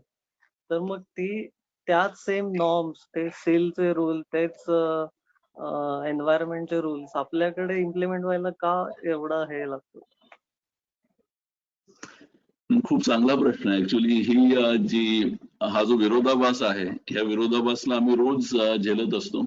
म्हणजे उदाहरण द्यायचं असेल तर अगदी आपल्या इथून अगदी मिडल ईस्ट मध्ये जरी गेलो आपण तरी सुद्धा आपण बघतो की अरे तिथे एन्व्हायरमेंट साठी जर एक छोटस पण कम्प्लायन्स करायचं असेल आणि त्याच्यासाठी जर काही करावं लागणार असेल त्यासाठी investment is not a issue. म्हणजे दुसरं मी असं म्हणेल की युरोपमध्ये असं आहे की ह्युमन लाईफला तिथे अजिबात व्हॅल्यू दिली जात नाही. म्हणजे तुम्ही जर माणूस मेला तर it is uncountable damage. So they don't calculate that risk. वेळेस इंडियामध्ये आपल्या इथे अनफॉर्च्युनेटली तीच लोक तेच कायदे नाही म्हणता येणार, पण तेच कायदे पाळणारे लोक, बट इथे आल्यानंतर पूर्णपणे अप्रोच बदलतो. याचं कारण आहे आपल्या इथे जे जे इन्फ्रा पाहिजे आपल्याला, जे सरकारी जो एक ढाचा म्हणतो त्याच्यावरच काम नाही झालेलं आहे. आपल्या इथे हॅझार्डस इंडस्ट्रीचा जो लॉ आहे तो 1949 आणि 1944 नंतर आता 2006 ते 2017 पर्यंत त्याच्यामध्ये छोट्या छोट्या अमेंडमेंट झाल्या, बट त्याच्यावर ज्या मोठ्या प्रमाणात त्याचं जे इन्फ्रास्ट्रक्चर व्हायला पाहिजे ते अजूनपर्यंत नाही झालेलं आहे. थोडक्यात एक दुसरी गोष्ट आहे आउटडेटेड टेक्नॉलॉजी. म्हणजे आपल्या इथे जे प्लांट्स आहेत ते 30-40 वर्ष त्याच टेक्नॉलॉजीने चालू राहतात. वेळेस बाहेर देशामध्ये कुठल्याही प्लांटचं लाईफ हे 20 वर्ष धरलं जातं आणि 20 वर्षानंतर त्याच्यामध्ये बरेचसे बदल केले जातात to match the recent technology. आपल्या इथे अनफॉर्च्युनेटली ते होत नाही, कारण आपल्याला प्रॉफिट जास्त पाहिजे असतो आणि गव्हर्नमेंटमध्ये असा कुठलाही कायदा नाही की तुम्ही जरी आउटडेटेड टेक्नॉलॉजी वापरत असाल तरी सुद्धा तुमचा कारखाना बंद करण्यात येईल. एक साधा गोष्ट सांगतो, गव्हर्नमेंटच सीईटीपी आहे ठाणे बेलापूरचं, त्यांचं पोल्युशन वाढलं होतं गेल्या 2-3 महिन्यामध्ये मार्चच्या आसपास, आणि ते बाजूच्या नदीमध्ये ते सगळं डंप करत चालले होते आणि कमीत कमी त्यांनी 3 ते 4 महिने केलं. गव्हर्नमेंट आलं आणि गव्हर्नमेंटने फाईन किती लावला असेल या गोष्टीसाठी, तर 5 लाख रुपये. सो 5 लाख रुपये आणि 2 ते 3 महिने त्यांनी जे एन्व्हायरमेंटवर डॅमेज केलं, याच्या आपल्या इकडे पूर्णपणे याचीच तफावत आहे. कुठल्या इंडस्ट्रीज मध्ये आपल्या इथे त्या गोष्टींच्या जे कायदे आहेत ते स्पष्ट नसल्यामुळे हा सगळा गोंधळ आहे. आय होप तुला उत्तर मिळालं असेल. हो, धन्यवाद. मला तेच म्हणायचं होतं की आता स्मार्ट सिटी आणि या सगळ्या प्रोजेक्ट गव्हर्नमेंट घेऊन येते, तर त्यामध्ये हे इन्सिनरेटर प्लांट्स आणि झिरो वॉटर डिस्चार्ज प्लांट्स याचं सगळ्यांचं हे डिझाईन आणि हे तर दिसतंय, पण ते किती प्रमाणात इम्प्लिमेंट होईल याचीच एक शंका आहे. आपल्या इथे एक साधी गोष्ट आहे, आपण नवीन गाडी घेतो, पहिल्यांदा सर्व्हिसिंग फ्री असतं, म्हणून आपण दर 3 महिन्याने बरोबर 89 दिवस झाले की 90व्या दिवशी तिला आपण सर्व्हिसिंगला घेऊन जातो, आणि जेव्हा फ्री सर्व्हिसिंग संपतं तेव्हा आपण मग त्याचं 90चे 900 दिवस झाले तरी ती सर्व्हिस करत नाही. हा सेम अप्रोच जो आहे तो इंडस्ट्रीमध्ये आहे. जोपर्यंत तुम्ही फ्री एमसी मिळतं तोपर्यंत ते प्रत्येक गोष्ट सर्व्हिसिंग होत राहते, आणि एकदा त्यांना त्यांच्या प्रॉफिट मधले 5% त्याच्यावर खर्च करायचे असले की ते होत नाहीत. आणि आपल्या इथे सगळ्यात जास्त गोष्टी त्याच्यामुळे खराब झालेल्या आहेत की आपण मेंटेनन्स करत नाही, आपण त्याच्यावर डे टू डे त्याच्यावर जेवढा खर्च व्हायला पाहिजे तो होत नसल्यामुळे आपल्या इथे ही सगळी आता वाताहत झाली आहे. स्मार्ट सिटीमध्ये जे गिफ्ट सिटी जे आता येत आहे गुजरातमध्ये, इट्स ऑलमोस्ट डन. तिथे तर व्हॅक्युम थ्रू त्यांनी कचरा गोळा करायचं टेक्निक वापरलं, म्हणजे तुम्ही घरातनं बाहेर पण नाही जायचं, त्यांनी एक कचऱ्याचे ब्लॉक केले. यू जस्ट पुट तुमचा तिथे कचरा टाकायचा, व्हॅक्युम तो सक होऊन तो डायरेक्ट प्लांट मध्ये जातो कचऱ्याच्या. तो इथपर्यंत टेक्नॉलॉजी वापरलाय, बट शेवटी पुन्हा ते किती सक्सेसफुली आपण इम्प्लिमेंट आणि मेंटेन करतोय याच्यावर याचं सगळ्याचं यश अवलंबून आहे. निलेशजी, मला थोडं बोलायचंय, बोलू का? बोला ना. तर पालकरजी, मला असं वाटतंय की पर्यावरण कुंभ परिवारला निलेशजींच्या माध्यमातून खरं म्हणजे एक चांगला कार्यक्रम मिळालाय आणि एक चांगला गट आपण खरं म्हणजे पर्यावरण कुंभ परिवार म्हणून केला पाहिजे, की आपण जिथे राहतो त्याच्या आसपास अशा ज्या हजार्डस इंडस्ट्रीज आहेत त्याचं डेटाबेस कलेक्शन हे खरं म्हणजे आपण करू शकतो, आणि एक वॉचडॉगची भूमिका भविष्यात आपल्याला त्यामुळे करता येईल असं मला वाटलं, म्हणून म्हटलं मी हे फक्त बोलून ठेवावं. नक्कीच नक्कीच श्रीकांतजी. Yes. निलेश, खूप एक चांगला प्रश्न. मुद्दा आहे. येस, हो. बोला. नाही, बोलायचंय का? बोलून. नाही, मी एकदा सांगेल की अशी जी चळवळ आहे ती या गोष्टींमध्ये अशी चळवळ उभारली गेलेली नाहीये. काही एनजीओज आहेत आणि आरटी ऍक्टिव्हिस्ट आहेत, त्यांनी मध्ये प्रयत्न केले होते, बट अनफॉर्च्युनेटली और फॉर्च्युनेटली त्यांना साईडलाईन करण्यात आलं, आणि याची बरीचशी उदाहरणं आपल्या आजूबाजूलाही दिसतील. त्याच्यामुळे याच्यात जर चळवळ उभी करायची असेल तर तेवढ्या मोठ्या प्रमाणात त्याच्यामध्ये तो फोर्स असला पाहिजे, आणि आपण हे नक्की करू शकतो. म्हणजे याच्यात करायला काही असं अडचण नसावी. निश्चित. तंत्रज्ञान आणि बाकीचं ज्ञान जर बरोबर असेल तर एक म्हणजे कसं म्हणतात की जर आपल्याला इत्थंभूत एंड टू एंड माहिती विथ स्टॅटिस्टिकल डेटा हा जर असेल तर आपल्याला कुठच्याही चळवळीला मारक अशी कुठचीच गोष्ट पुन्हा निर्माण होऊ शकत नाही. कारण चळवळीमध्ये एक जरी गेला तरी त्याच्यानंतर 100 99 पुन्हा तयार असतात त्या गोष्टीला पुढे घेऊन जाण्यासाठी. त्यामुळे चळवळी मोडून काढणं हे कोणालाही कधीही शक्य नसतं. मी एक पुढच्या प्रश्नावरती येतोय. प्रश्न असा आहे, थोडासा लेंदी आहे, म्हणजे त्याच्यामध्ये बरेच अस्पेक्ट आहेत. एक म्हणजे आपण जे काही आपला समजा सुक्या प्रकारचा कचरा जर आपण विलगीकरण करून भले पालिकेला दिला किंवा आपण जवळच्या भंगारवाल्याला दिला, तर ह्याच्यातला काही प्रकारात म्हणजे हा कचरा नॉर्मली ज्या कंपन्यांना ह्याचं रॉ मटेरियल लागतं त्याच कंपनी घेतील अशातला भाग नाहीये. म्हणजे मोठ्या इंडस्ट्री ज्या सेफली तो कचरा व्यवस्थित रिसायकल करतील. पण आपल्याकडे मॅक्झिमम कचरा हा अशा पद्धतीने स्लम इंडस्ट्रीजकडे जातो. म्हणजे थोडक्यात बघायला गेलं तर धारावी ही सर्वात मोठी स्लम इंडस्ट्री आहे आणि अशाच प्रत्येक पॉकेट्समध्ये अशा काही स्लम इंडस्ट्रीज आहेत. त्याच्याबद्दल विरोध असा काही नाहीये, पण बेसिकली जर ह्या स्लम इंडस्ट्रीचा जर वाटा बघितला पर्यावरणातल्या ह्या पोल्युशनला किंवा अशा पद्धतीच्या गोष्टींमध्ये, कारण ते सगळे नॉर्म्स वगैरे तर दूरच राहिली गोष्ट, त्या माणसाला ते माहिती पण नसतं की याच्यासाठी काय करायचं असतं. तर ह्या ठिकाणी अशा इंडस्ट्रीमधून होणाऱ्या पोल्युशन वरती काही गोष्टी आहेत का आपल्या गव्हर्नमेंटच्या अधीन किंवा काय, म्हणजे ह्याला कशा पद्धतीने करू शकतो? कारण आपण बघितलं तर आपल्याकडे अशा काय म्हणतात त्याला घरगुती उद्योग ह्यांना बराचसा बढावा असतो. त्यामुळे छोट्या छोट्या वर्कशॉप जरी घेतलं तर त्या वर्कशॉपसाठी पण काही नॉर्म्स असतात का आणि त्याचं परीक्षण केलं जातं का? किंवा आपल्या इथे फॅक्टरीज ऍक्ट आहे, जे आपण म्हणतो की आता फॅक्टरीज ऍक्ट प्रमाणे फॅक्टरी इन्स्पेक्टर हा प्रत्येक एरियासाठी नॉमिनेट केलेला असतो आणि त्याच्या अधीन ह्या सगळ्या इंडस्ट्रीज येतात ज्या छोट्या छोट्या इंडस्ट्रीज आहेत. आणि प्लस आता एमपीसीबीने त्यांचेही नोडल ऑफिसर्स जे आहेत ते प्रत्येक सेक्शन मध्ये केलेले आहेत.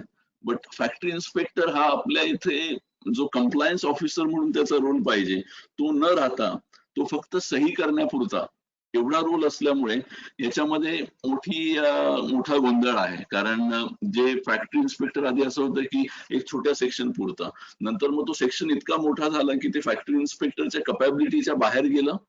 म्हणजे आता थोडक्यात एक सांगायचं तर पुणे विभाग हा जो 1980 मध्ये होता आणि आत्ता जो आहे त्याच्यामध्ये खूप मोठा तफावत आहे. बट फॅक्टरी इन्स्पेक्टरचा नंबर जो आहे 1 पासून 5 पर्यंतच गेलाय. म्हणजे पुणे एरियामध्ये सगळ्यात जास्त रजिस्टर्ड इंडस्ट्रीज आहेत. बट मग 4 ते 5 फॅक्टरी इन्स्पेक्टर ह्या सगळ्यांवर नजर ठेवू शकतील का? एक तर मग त्यांच्या कपॅसिटीच्या बाहेरची गोष्ट आहे. दुसरी गोष्ट स्लम इंडस्ट्रीज असतील किंवा ह्या छोट्या इंडस्ट्रीज आहेत, यांना जे गोष्टी करायच्या आहेत किंवा ज्या गोष्टी म्हणजे वेस्ट हँडल करणं आहे याच्यामध्ये जो अवेअरनेस आहे तो आपल्या इथे खूप कमी प्रमाणात आहे. म्हणजे जर मी एखादं जे कचऱ्याच्या बाबतीत आहे, जे आपण गेल्या काही लेक्चर्स मध्ये ऐकलं की माझा कचरा माझी जबाबदारी, हे जे साधं ब्रीद वाक्य आहे, तसं आपल्या इथे हा सोशल सेन्स जो आहे तो खूप कमी आहे. म्हणजे आपल्या इथे जर मी थोडक्यात सांगायचं झालं तर आपल्या इथे जर एक मोठ्या प्रमाणात जर एखाद्या माणसाने जर कांड केलं आणि त्याचं जर नाव बदनाम झालं तर त्याची इंडस्ट्री बंद झाली पाहिजे. जे जपानमध्ये किंवा US मध्ये जे सिव्हिलाइज कंट्रीज मध्ये होत आहे, आपल्या इथे अजूनही त्या इंडस्ट्रीकडे कोणी म्हणजे त्या इंडस्ट्रीला त्या पद्धतीने डॅमेज होत नाहीये. त्याच्यामुळे सोशल अँगल आपल्या इथे अजून कचऱ्या बाबतीत आलेला नाहीये. तो सोशल अँगल आला पाहिजे. तू जास्त कचरा करतोस तर तू वाईट आहेस किंवा तुला तीच कचऱ्याची जबाबदारी घ्यावी लागेल, हा जो अँगल आहे तो अजूनपर्यंत आपल्या इथे येत नाहीये. ज्या प्रमाणात छोट्या इंडस्ट्रीजला जे लॉज आहेत की तुम्ही डिझेल वापरायचं असेल तर मग तुम्ही 10 लिटरच्या आतमध्ये डिझेल वापरा, किंवा तुम्ही जनरेटर वापरायचे असतील तर तुमचा डिझेल जनरेटरचा तो व्हेंट कुठे गेला पाहिजे, तुमच्याकडनं जो कचरा जनरेट होईल त्याचं काय केलं पाहिजे, सगळे कायदे लिहिलेले आहेत. पण त्याचं इम्प्लिमेंटेशन शून्य आहे. कारण इम्प्लिमेंटेशन याच्यासाठी नाहीये कारण कोणीतरी बघणारं नाहीये. ओके. दुसरा मुद्दा असा येतो की इंडस्ट्रीमधनं निघणारा धूर हे सर्वात जास्ती एअर पोल्युशनला येतं आणि निघणारं पाणी. आज डोंबिवलीमध्ये बघितलं तर लाल, कधी कधी अक्षरशः काळं असं ते पाणी वाहत असतं. डोंबिवलीतल्या आमच्याकडे एक फेमस नाला आहे त्याच्यातनं, आणि त्याच्या आजूबाजूनी फिरलं ना तरी पण एवढा प्रचंड उग्र वास येतो की आपण त्या ठिकाणी 2 सेकंद देखील थांबू नाही शकत. आणि इंडस्ट्री एरिया जो MIDC एरिया आहे त्याच्यामध्ये तर एवढं पोल्युशन होतं की मागे आपण दक्षतर्फे आपण त्याच्यावरती एक PIL पण केली की ज्याच्यात नागरिकांना मध्यरात्री किंवा पहाटे पूर्णपणे श्वासासाठी प्रचंड त्रास व्हायला लागला. तर ह्या प्रकारच्या इंडस्ट्रीजना आपण MPCB किंवा अशा ठिकाणी जाऊन कंप्लेंट करणं हा भाग आलाच.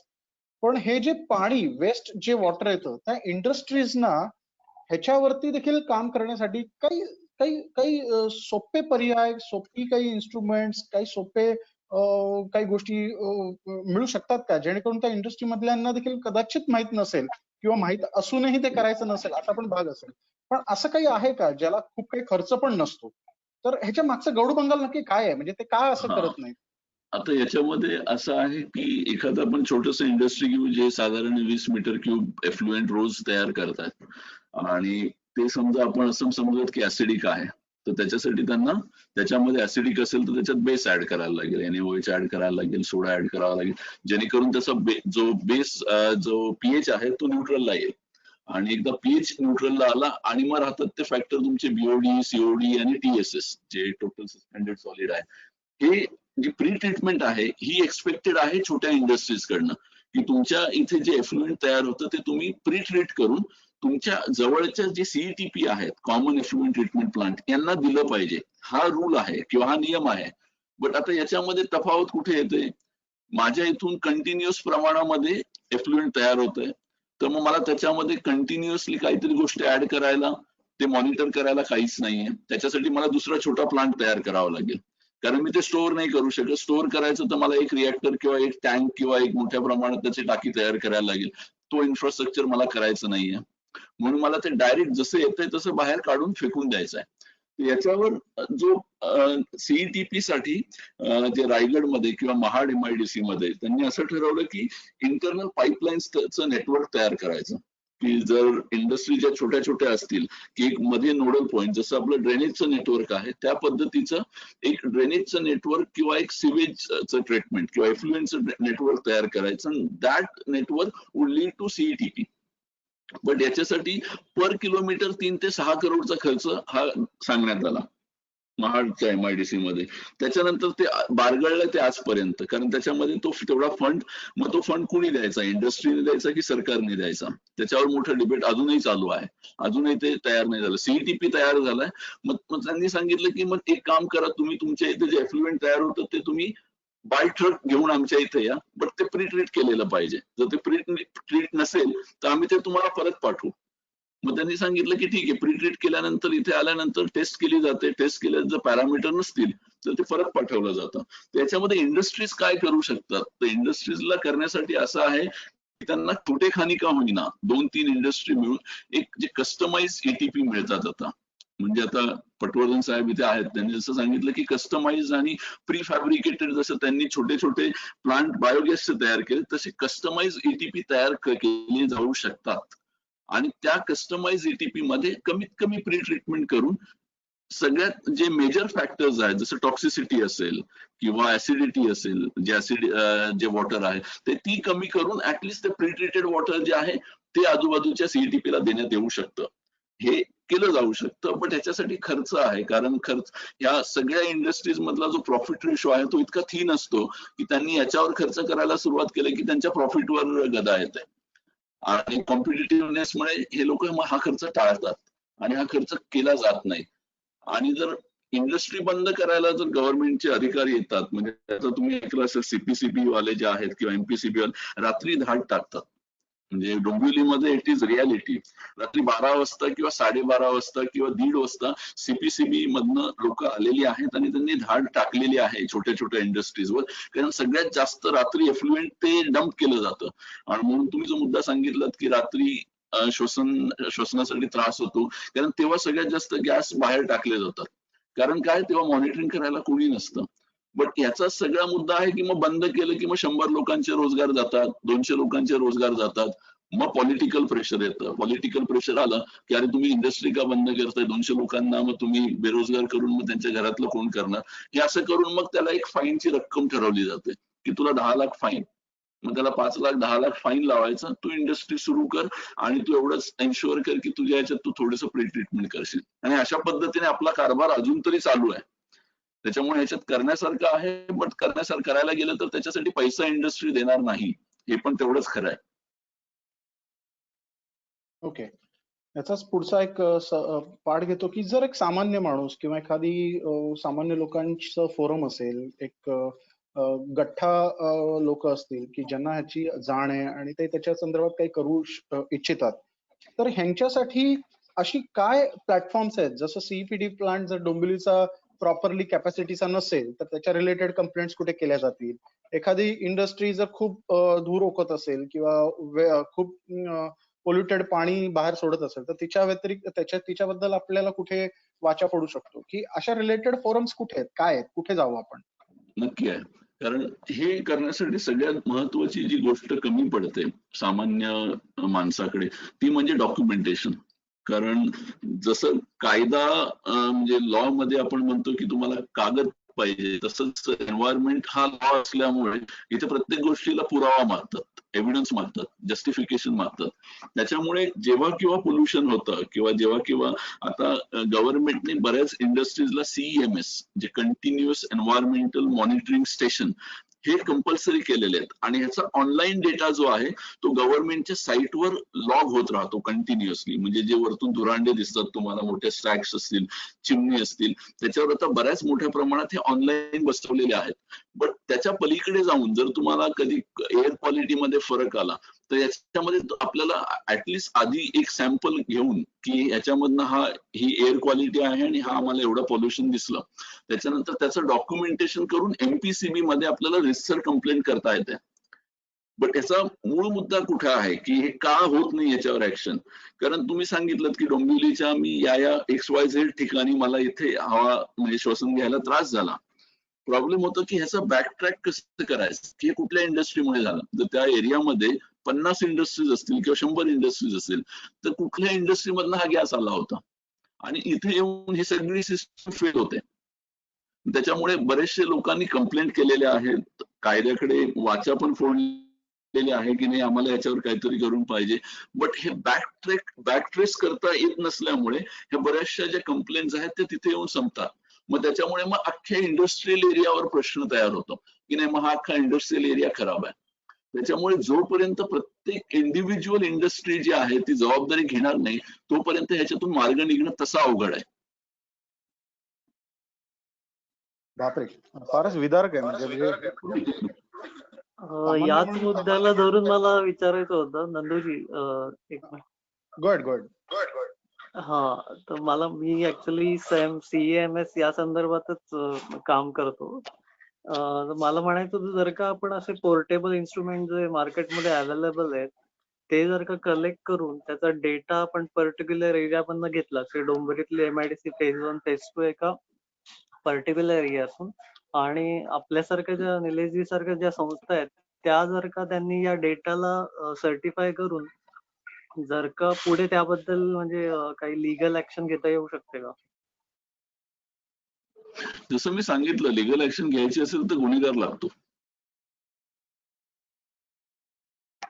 तुम्ही गुन्हेगार कुणाला ठरवणार? त्याच्यामध्ये सगळ्यात मोठा मुद्दा तिथे आहे. जर मी म्हटलं की चलो CEMS आपण 10 ठिकाणचे एअर मॉनिटरिंग स्टेशन्स घेतले आपण आणि 10 ठिकाणी एअर मॉनिटरिंग केलं आणि एअर मॉनिटरिंग करून आपण डेटा पण जमा केला की इथे हवा खूपच खराब आहे, रात्रीच्या वेळेला अजून खराब होते, सकाळी लोकांना चालता येत नाही, स्मॉग होतो, फॉग होतो आणि आपण ते MPCB ला दिला. MPCB चा पुढचा प्रश्न असेल मग ह्या अख्ख्या इंडस्ट्रियल एरियाला आपण त्याला जबाबदार धरायचं का? इथे येऊन सगळं थांबतं जसं मी सांगितलं. बट हा मुद्दा चांगला आहे की आपण कंटिन्युअस एन्व्हायरमेंटल मॉनिटरिंग करू शकतो आणि ह्या प्रत्येक इंडस्ट्रीचे प्लॅटफॉर्म्स असतात, युनियन्स असतात. म्हणजे आता जसं डोंबिवली MIDC आहे तसं MIDC मध्ये त्यांची एक इंडस्ट्रीजचे जे मालक असतात किंवा त्यांची संस्था, तिथे जाऊन जर आपण याच्यावर जर वाचा फोडली तर तिथून आपल्याला काहीतरी मार्ग निघू शकतो. जर त्या लोकांनी अग्री केलं की सोशल अँगल म्हणून, कारण आता CSR हा जो एक मुद्दा आहे हा सगळ्यांना कंपल्सरी झालेला आहे की तुमच्या समजा टर्नओव्हर असेल त्याच्या सर्टन पर्सेंट तुम्हाला CSR मध्ये गुंतवलंच पाहिजे. तर त्यासाठी जर आपण डोंबिवली MIDC असोसिएशन कडे जर गेलो तर कदाचित ते लोक काही ना काहीतरी मार्ग काढू शकतील. कायद्या थ्रू जाऊन जर आपण भांडायचं म्हटलं तर त्याच्यात गुन्हेगार ठरवणं खूप दुरापास्त आहे. म्हणजे ते अशक्य गोष्ट असं मी म्हणेल.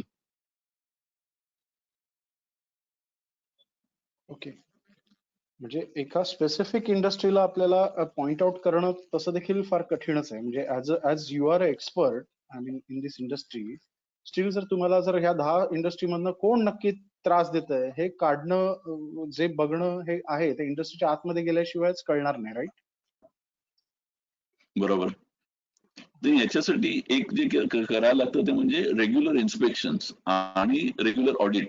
आता जसं मी सांगितलं की जे महाडिशची साईट आहे, तर 200 आणि 300 ऑडिटर तुमचे असतील अख्ख्या महाराष्ट्रासाठी, तर ते जे ऑडिट होईल किंवा जे इन्स्पेक्शन होईल ते किती ट्रान्सपरंट असेल. जर आपण इंडिव्हिज्युअल इंडस्ट्रीचं जे पर इयर अॅन्युअली त्यांना कंपल्सरी इन्स्पेक्शन करायला लागतं, बट त्याच्यामध्ये असं झालंय की जे ऑडिट करणार आहे त्यांची कॉम्पिटन्सी, कारण आपल्या इंडियामध्ये एन्व्हायरमेंटल इंजिनिअरिंग मध्ये जे ट्रेनिंग दिलं जातं त्याच्यामध्ये केमिकल इंजिनिअरिंग शिकवलं जात नाही. म्हणजे आतापर्यंत तुम्ही जर एन्व्हायरमेंटल इंजिनिअरिंग बघितलं असेल तर people will always talk about की वातावरणावर होणारा परिणाम, बट त्याच्या कॉस्ट पर्यंत कोणी ज्याला इंजिनिअरिंग माहिती आहे त्यालाच कळेल की ही गोष्ट होईल. मग जे ऑडिटर येतात त्यांना अर्धा भाग माहिती असतो, अर्धा भाग माहितीच नसतो. ते फक्त बघतात ओके तुमचं ही गोष्ट चालू आहे, चेकलिस्ट प्रमाणे ऑडिट होतं, त्याच्यामुळे डिटेलिंग मध्ये ऑडिट होत नाहीत. आणि त्याच्यासाठी आपल्या इथे एक नवीन कायदा जो आणण्यात आला आहे, एक OISD म्हणून आपल्या इथे ऑइल इंडिया सेफ्टी डिरेक्टरी म्हणून एक आहे, किंवा PNGRB म्हणून आहे, petroleum natural gas regulatory body म्हणून. तर यांनी असं ठरवण्यात आलेलं की प्रत्येक इंडस्ट्रीसाठी हॅझार्ड ऑपरेबिलिटी स्टडी, त्याला आम्ही हॅझॉप म्हणतो, किंवा हॅझार्ड आयडेंटिफिकेशन स्टडी कंपल्सरी करण्यात आलेले आहेत. आणि हॅझार्ड ऑपरेबिलिटीसाठी तुम्हाला तुमच्या इंडस्ट्रीचं डॉक्युमेंटेशन हे कंपल्सरी अप टू डेट पाहिजे. आता आपल्या इथे मी मोठ्या मोठ्या इंडस्ट्रीची गोष्ट करतोय, छोट्यांची सोडून द्या. मोठ्या इंडस्ट्रीमध्ये जेव्हा आम्ही डॉक्युमेंट मागतो तर 1980चं डॉक्युमेंट माझ्याकडे येतं जे दिसतही नाही, आणि ते म्हणतात आम्ही ह्याच्यावर प्लांट चालवतोय. तर मग मी छोट्या इंडस्ट्रीची गोष्ट कुठे करू? म्हणजे डॉक्युमेंटेशन हा खूप दुसरा मोठा मुद्दा आहे की त्या इंडस्ट्रीकडे ते आता जे करतायत त्याचं डॉक्युमेंटेशनच नाहीये. जी PNID किंवा पायपिंग अँड इन्स्ट्रुमेंटेशन डायग्राम म्हणतो ती अवेलेबलच नसते. त्याच्यामुळे त्याच्यामध्ये कोणाला काही कळतच नाही. मग मला एक्झॅक्टली जर त्याच्यात इन्स्पेक्शन करून जर मला एखादा मुद्दा लिहायचा असेल की तुमचा हा वॉल खराब आहे की हा वॉल लीक होतोय, तर तो लीक होणारा वॉल मला डॉक्युमेंट मध्ये सापडत नाही. त्यामुळे तो मला कायद्यासमोर मांडता येत नाही. मला कायद्यासमोर मांडता येत नाही म्हणून कायदा म्हणतो की नाही मग हा वॉल नाहीच आहे. सो असे त्याच्यात बरेचसे लूप होल्स आहेत. ओके. एक प्रश्न आला आपल्याला चॅट बॉक्स मध्ये. MIDC विभागाच्या 2-3 किलोमीटर परिघात रहिवासी विभाग होऊ न देणे किंवा रहिवासी विभागाच्या आजूबाजूला MIDC न उभारणे किंवा तसा कायदा तयार करणे, हा यापुढे पर्याय होऊ शकतो का, जेणेकरून लोकांना कमीत कमी त्रास होईल? हा कायदा ऑलरेडी आहे, पण ह्या कायद्यात मधनं जे शॉर्टकट शोधलेलं आहे जसं मी मगाशी म्हटलं तुम्हाला की 2017 जे CEPI जे होतं, critically comprehensive environmental pollution index, त्याच्यामध्ये 2 ते 3 किलोमीटर पर्यंत त्यांनी सांगितलं होतं की अफेक्टेड एरिया असेल तर तिथे आपण अजिबात त्या लोकांचा अफेक्ट होणारा अभ्यास करून त्या इंडस्ट्रीला आपण रेटिंग देतो रेड झोन. जसं डोंबिवली तुमचं रेड झोन आहे, सो दॅट मीन्स की तुमच्या रेड झोन नसल्यामुळे आजूबाजूच्या 2 किलोमीटर मध्ये इंडस्ट्रीच्या अफेक्ट होणार, लोकांवर परिणाम होणार. पण ह्या कायद्याप्रमाणे जेव्हा EIA होतो, जेव्हा एन्व्हायरमेंटल इम्पॅक्ट असेसमेंट होतं, तेव्हा इंडस्ट्रियल एरियाची न होता इंडिव्हिज्युअल इंडस्ट्रीचा EIA होतो. आणि इंडस्ट्रियल एरिया इकॉनॉमिक झोन जे आपण SEZ म्हणतो, अशा पद्धतीने अलॉट गव्हर्नमेंटने केलेले असतात, खूप केलेले असतात. म्हणजे डोंबिवली एरिया हा कमी 1940 ते 1950 मध्ये अलॉट साधारण. हॅलो, आवाज येतोय की नाही? आवाज थोडा ब्रेक होतोय निलेश. Hello hello hello. हा, आता येतोय. हॅलो. हा येतोय आता. हॅलो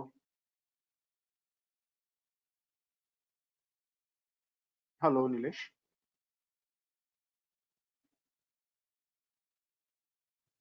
श्रेयस, माझा आवाज येतोय? हो येतोय. बहुतेक निलेश च्या इथे काही प्रॉब्लेम झाला.